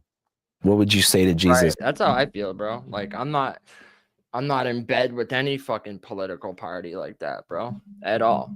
You know? At all. It's like, I have the shit I believe with certain policies. I think, like, okay, I think this way on that. I think this way on that. But I'm not. No one's a fucking monolith. No one's a monolith. I've never seen a single politician that I agree with on everything. Ever. They're all full of shit. And the world's a stage. And yeah, like, to be caught up in that, and it's just sad because I see just fucking so much vitriol of fucking like blah, blah, blah, and people ready to kill each other over the dumbest shit on the planet. And you know, like, bro, if you like, I see all the time on YouTube too, there's people like these atheists that have channels that are dedicated to just not debating. Like, I don't see a problem with like debating people, but it's like their whole approach is you're a fool, and you're an idiot. And then they bring people up and they don't even let them talk. They don't even let them get a sentence out. They mute them and they kick them off the phone line and shit. It's like, it just all feels like grifting to me. It feels performative. It feels like narcissistic. No, I'm right, you're wrong. I'm not even gonna listen to your side type of shit. It's like, it's goofy to me. It's fucking goofy as fuck. And yeah, I forget why I was saying that. Hold on. If you could meet him, I wouldn't say shit. Really? I wouldn't say shit. Yeah. But I'd kiss him. I'd kiss him. I'd kiss him. But yeah, I don't know, man. I just feel like the world we live in today is so fucking so divisive, bro. Everyone's ready to fucking kill each other over the dumbest shit. And you know, it's like why I don't understand. To me, it's like, why do I care? Why do I care if someone else believes in God or not? To the point where I'm like, no, now I'm gonna argue the science with you and fucking like that shit's stupid, bro. That shit's stupid to me. Like, and I used to be atheist for a year. Well, I don't even say that, but I was more like agnostic for years. And I feel like it's a very it's just a very like it's a very like know-it-all way to live, because it's a lot easier to go through life and make bad decisions and poor choices if you're the master of your own destiny type of shit, you know? If it's like, oh, there is no God, therefore there's no wrong. But like, I don't know. To me, it's like all you got to do is just look at my main thing. I say to like the people that are, and again, like I don't care. Okay, you don't believe in God, but to go so far as to fucking make it your whole personality is to argue with anyone who does and try to dunk on them about how you're fucking the smartest person in the world.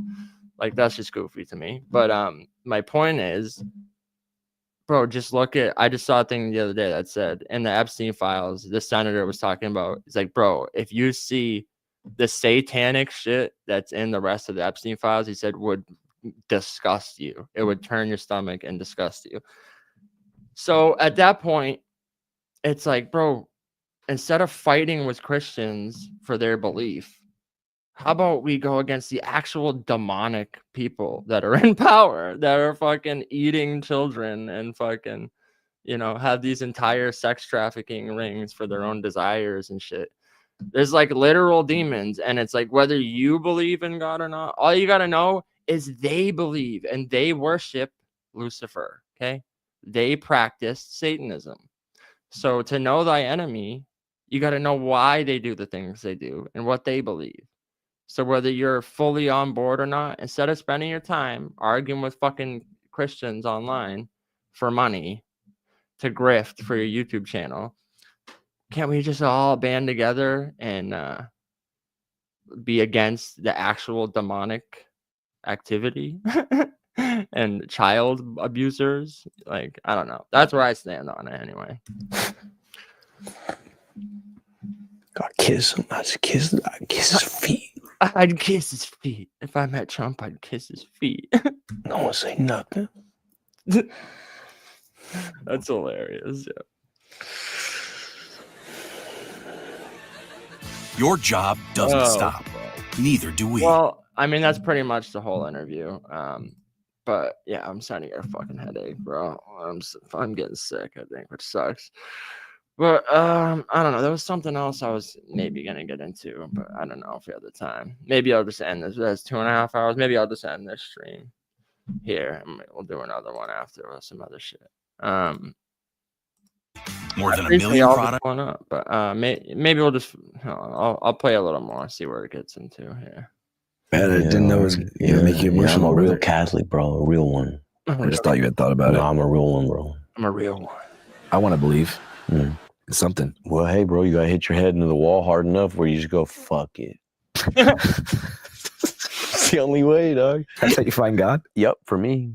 For the hard-headed ones, yeah, you gotta go hard. What do you think was the real-life equivalent of you smashing your head on the wall? I put a gun in my mouth. I was ready to kill myself, blow my brains out, writing letters. Yeah, dark days. For real, gone, ready to go. Why didn't you do it? Why didn't I do it? Because I'm pussy, and also my mom. So God bless her. She kept me alive that night. And also some dude, I've said it already, but there was a dude who hit me up, this guy from the program. I used to save all the numbers in my phone, you know, Joey AA, Bobby AA, Tommy AA. And there was a cat who hit me up that night. I was ready to go.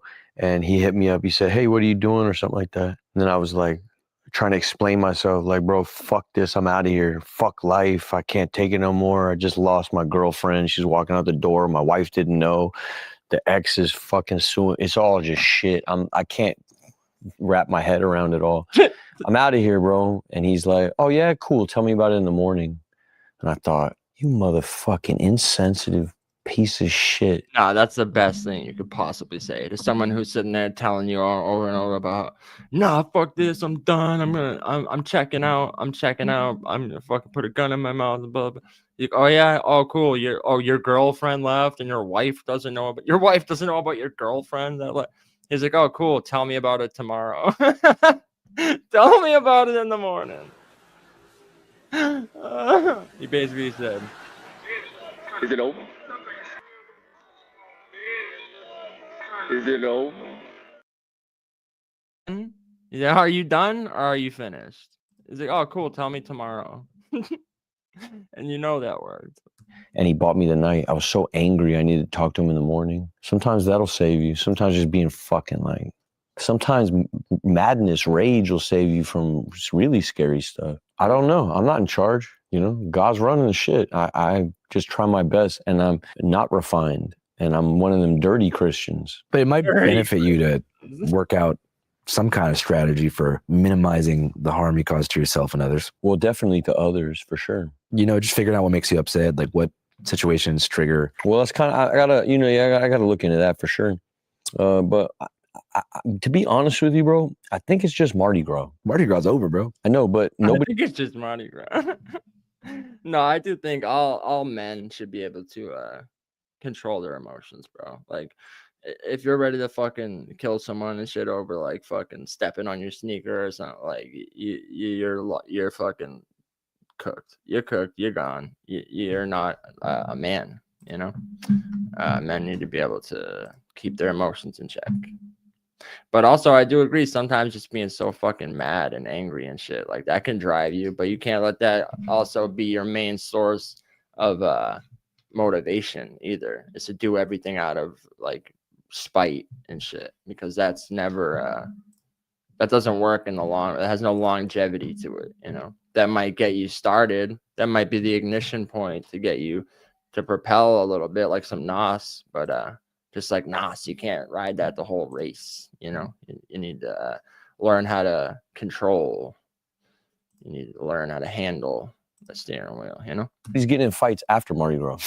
You can always get into a fight. I swear, I haven't been. I don't experience that out here. I don't feel no pressure. Nobody G-checking you. Nobody being weird. I just feel love. I've been out every night since, and I just feel love. Maybe it's just the time, the season. Maybe it's me. Maybe I'm stupid. I don't care. But I have not experienced any pressure in the city whatsoever. Yeah. Also, the crowd of people that come for Mardi Gras during Mardi Gras, 2.5 million people come here. So you're dealing with like a whole different demographic. People here, it's none but love. 2.5 million. Yeah, I'm good, bro. I'm good with that whole scene, the whole Mardi Gras. 2.5 million people show up. That's fucking insane. Yeah, I swear. Like I'm in Uptown, so you know my 10-mile radius. I do my little runs every day. Everybody on it's me here. I go here to Audubon, basically. I'm never in the French Quarter. And most locals don't go down there. Yeah, I lost a bunch of weight in college, like 40 pounds or some shit my freshman year, just running on the streetcar path. Yeah. From Carrollton to Napoleon and back. St. Charles? Yeah, on St. Charles. But, you know, you run on the path. I would race the streetcar like Forrest Gump. You Amazing. know, and tourists would think it's something that just happens regularly. You know, so they're like cheering me on and shit, running as fast as I can, trying to beat him. How fast does that streetcar go? Not that fast. You can beat it. Fuck, it goes, though. I seen them pull it down. I got an RTA. Yeah, they go. That motherfucker moves. Yeah, but if you're hauling ass, I think you can beat it from Loyola to Napoleon. I don't know how well you know the streets. Dead sprint. Yeah, damn. But not your first try. No, golly. Uptown's got so many places to run. Yeah, and like I'm learning about, that's the cool thing too, is like I get to explore and like fall into cool things. I found a little running group and it's dope, dude. It's community. You're still keeping the exercise shit moving. Oh, I got to get to work. You know what I mean? I got a rodeo. I got to get on a fucking bull. What? Yeah, I'm getting ready to go to work, dude. Yeah, I got a rodeo. to do. What? Dude, you going to Angola? You going to Angola? Angola, yeah. You're going. Oh, yeah. You're participating. Oh, yeah. Ain't no reason to make the movie. You don't fucking make a movie. You got to go. You're making a movie about Angola prison. Yeah, the rodeo. I shot my first documentary ever in my life at the Angola rodeo when I was a sophomore in college. And they wouldn't let any press in. But for some reason, Loyola. Whoa! Are these prisoners? And they get... They use prisoners as rodeo clowns. That's fucking hilarious. Sophomore in college, and they wouldn't let any press in. But for some reason, Loyola, Bam, bam, and They'll let Brooklyn, you. the warden back then was a Yes, Catholic. he'll let they let you. me in the bullpen with the inmates. Whoa. So I got to interview them like right before. I don't have the footage anymore, but that was the shit. And what were they talking about right before? And what were they doing right before with their hands? Just talking about how What were they excited doing with their hands? they were, man. My initial thought was like, that's so fucked up, making these dudes ride bulls for free people for money. But then you realize that they're in an objectively horrible situation. Yeah. And for some of these guys who are in the trustees program, this is the Super light Bowl. of their life. Yeah. Every single day is an anticipation. And so I ended up actually coming away with a more positive, outlook. I think it's beautiful. I mean, Angola's rough, and the way they run that prison is like, Angola's horrible. Really rough, dude. It's a labor prison. It used to be a still plantation. hard. It's still rough. And I'm not going to speak too much on it because I still got to make friends there. But even most of the people there know it's rough, but they accept the law of the land. Yeah, it's a weird culture there. It's a weird culture. Plus they've had some strong men run it for so long. And that guy who's there now is, and God bless you, bro. I'm not going to speak too much on it. Yeah. But yeah, I'm headed there. And it's crazy how much talent is behind the walls. And truly amazing people that we'll never hear from. Well, not never. I mean, that's kind of what I'm trying to do is not never. But time out. Well, hold on now, bro. I'm a God guy. Hold on, bro. I don't know, dog. I don't know. Traveling. Hold on. Flag on the play. I just don't know. I can't call it. I used to be able to just make these quick assessments like that. I can't. Everybody's on their own journey, bro. God's involved. So you think spiritual freedom can occur behind the wall? Oh. Part of me thinks that they got a quicker route. I know a lot of monks, and something like the way they live is something like what it's like in county. It's not, hermitages are something like a prison. Some people feel better inside. There's a whole, it's not just all straight, like bland negative. Like I just don't believe in that like that. Yeah. I know that there's look for the great majority of the dudes that are in there, it is what it is. But even inside, look, you ever read Viktor Frankl's Search, Man's book, Man's Search for Meaning. So man, even in the Holocaust, I don't know. I feel that way about art too. Like you could be a janitor if your heart's involved, Oh yeah. then you're an artist. And so I feel that way about this spiritual thing. You don't need necessarily, like, what is the most... So a takeaway so far, talent doesn't exist, only push-ups. And you can be an artist, you can be a janitor if your heart's involved. My favorite Shia LaBeouf quotes. What's the Bible say about homosexuality? Nah, yo. Fertile ground for spirituality. If you were to set up your life right now, Andrew, and say, hey, by Monday next week, I need to have a better relationship with God, what would you do? I would say it would be disconnection from all superficial sources of gratification, even things like food and water, technology. Obviously, you would need to break fast at some point, but depriving yourself of the things that you use to distract from it. Something like prison? Yeah, quite similar to prison. Exactly. But that would be the voluntary choice to reach that. Yeah, but moment of see, but that spiritual voluntary choice, sometimes for the stubborn ones, God don't give a fuck about what you think. He's got to beat me into it, dude. I'm never going to choose it. He's going to beat the fuck out of me until I get there. Yeah. Yeah, but I'm with him. No, I know what you mean. Sometimes it's like learning from mistakes simply isn't enough. No, not for me. That's for smart people. Yeah. I know what you mean. There are some people that need to be taught the hard way. Yeah, bro, that's just what it is. And do you ever think that'll happen to yourself? I'm in it right now. We're in it right now. What do you mean? We're in it right now. Yeah, I guess it would be crazy for me to ask you about your plans for the future because you're just really in this present moment. I don't give a fuck about the future. I care about my kid. That's the number one thing. That's it. You Only don't- her. you Yeah, I don't just care care about my about- kid. And right now, I got a good thing going. So I'm not going to fuck with it. You don't care about returning to Hollywood and the traditional sense. No. For what? I was never going to go back anyway. My aims were never there from the jump. You know what I mean? I was never that from the jump. What was the movie that you were most stoked on, though, in your time there? Like a Hollywood movie? Yeah. That you could watch today and be like, man, that's a good time watching this. I don't have those. I remember when you got caught jacking off in Disturbia. Yeah, you got a thing. That changed my whole security system for my teenage jerking off. Yeah, so there you go. Started barricading the door because I didn't want to end up like your character. I get it. See, here's what it is. For me, Get it. Got to lock the door when you're whacking your willy. those films, it's like me expressing somebody else's dream. I don't care about their dream, really.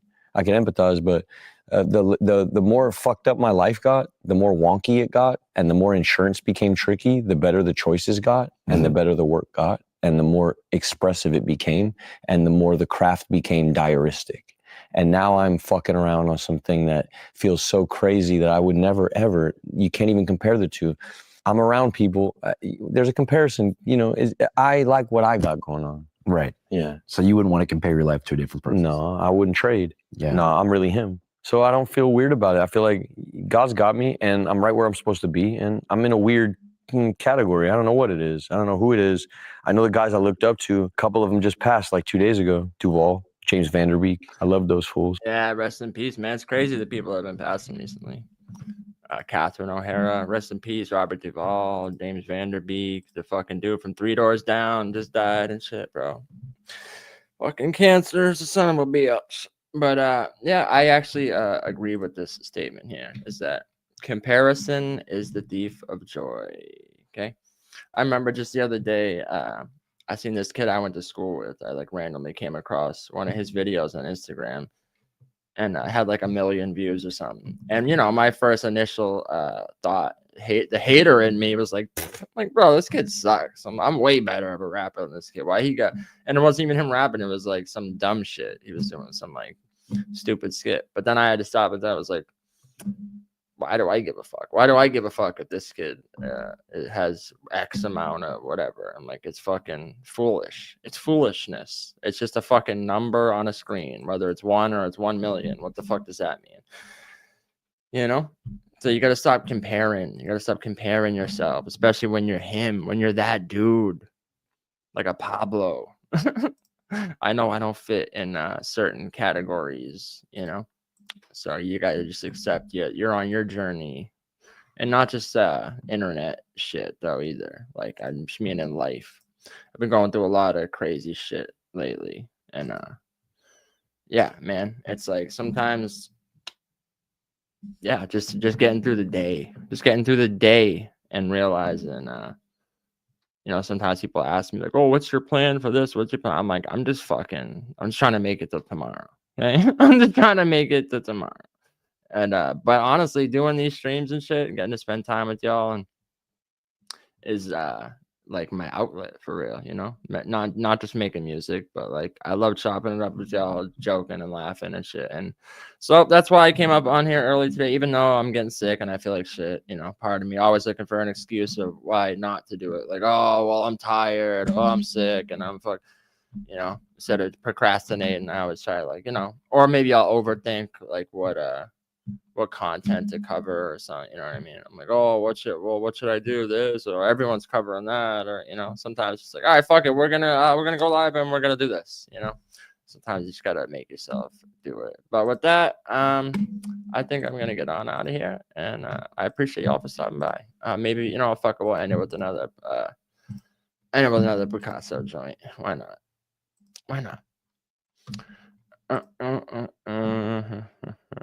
Before we get on out of here, how about what's a good one?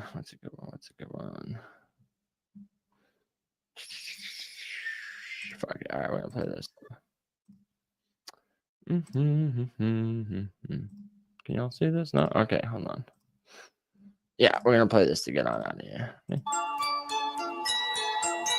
My Methodist, challenge every pity. I'm heaven sent, flow from the gods, not the devil's pen. Reverence, carry your cross to check my etiquette. Who head is this? I'm smelling death. It needs a peppermint, they delicate. I carry your pump, but I disappear when 12 come around like Cinderella kicks. The best in this, a requisite. Even the scholars call me a specialist. I'm Pegasus, horsing around and you out your element. So tell them this before we get found in the ground dead and stiff. Metal fist, it's not a medicine, still a sedative. I never quit. The guns in my closet was fucking skeletons. I'm Magneto. That's the wrong one to meddle with. You better quit. Fire at his family. Anti-nepotism is evident, but they don't believe it. Now that's incredulous. It's prejudice. My only premise is cause I said it is. Your neck will twist when I come across you. Like I'm the exorcist. Messages all in my phone. Like who the hell is this? They peddling. It's all a scam. I can tell it is. Jealousness leads to a pit. You can't develop it. Intelligence leaks from the pen. I do it effortless. Let them live. Using my mercy is my Confederate. I'm red again. Mad dead in the face. I'm looking devilish, just for kicks. When I resurrect you, I'll leave them dead again. Measure this too wide of a surface. You gotta section it, a specimen. They keep me trapped in electric fence. See the detriment? Testing this pen, it causes pestilence. Infected winds, such a threat it can choke an elephant. The eloquence, speak metaphysics and deep relevance. My method is challenge every pen until it's decadent. Challenge every pen until it's decadent. Challenge every pen until it's decadent.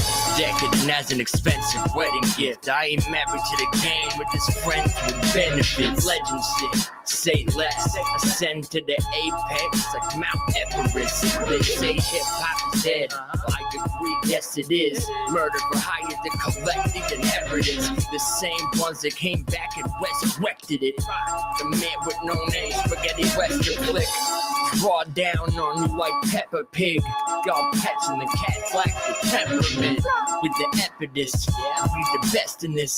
So refer to me only as your evidence. I'm Tesla, your Edison, your style line, your Benedict. No wonder why you're reticent. I never get accredited, a veteran. When I drop gems, I bet they forever remember it like a commemorative necklace. If the pen resemble anything devilish, as raps cause a mass exodus like an exorcist. Poltergeist. You can tell a vision set when you step in this. I break through the wall on some meta shit, dope. You bet it is competitors and get a dose of their own medicine. I'm putting mescaline up in your messerin. Speed it up, Dexedrin. It's unfettered heroin you messing with. My name associated with a specialist like a terrorist. I see a weak therapist and I be for vendetta fit. Get a discount on whoever recommended it. The penmanship so cold. They gotta measure it in Celsius. I guess they didn't get what that last measure meant. Soon as my record ends, it's imperative you're running back like Ernest Smith. When it comes to your best, I'm a pessimist. I swear I can't bear it like Leo in the Revenant. Be embedded in your head that I'm just catching my second wind, so I won't ever lose a match ever again. Pure pestilence, why you festering? Cause any effect you have, you know it's negative. Trying to let you live, keep it separate. When I leave the game, I'ma need a severance. Everything you write is excrement. Always on some extra shit. Cause you ain't dope, just pretend you're sick like Ferris did.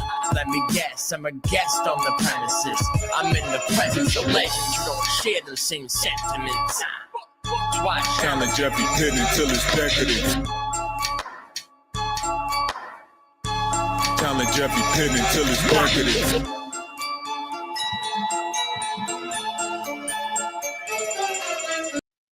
Bam, bam, bam, bam, bam, bam. What? Huh? What's that? Still, gonna hear me when I die. Still. We fucked the clip and made that shit spin. Pablo kill him for clout chasing. Matter of fact, Pablo that great. Is he all right? For real? Is it over? Is it over? Yes, this stream is over. Appreciate y'all. We'll be back with some more. Hey, hit the like, subscribe, all that good shit. And yeah, we'll be back another time. I can't tell you when, but it's gonna be soon. Okay. Have a good day, stay blessed, and yeah, be true to you, no matter who that may be.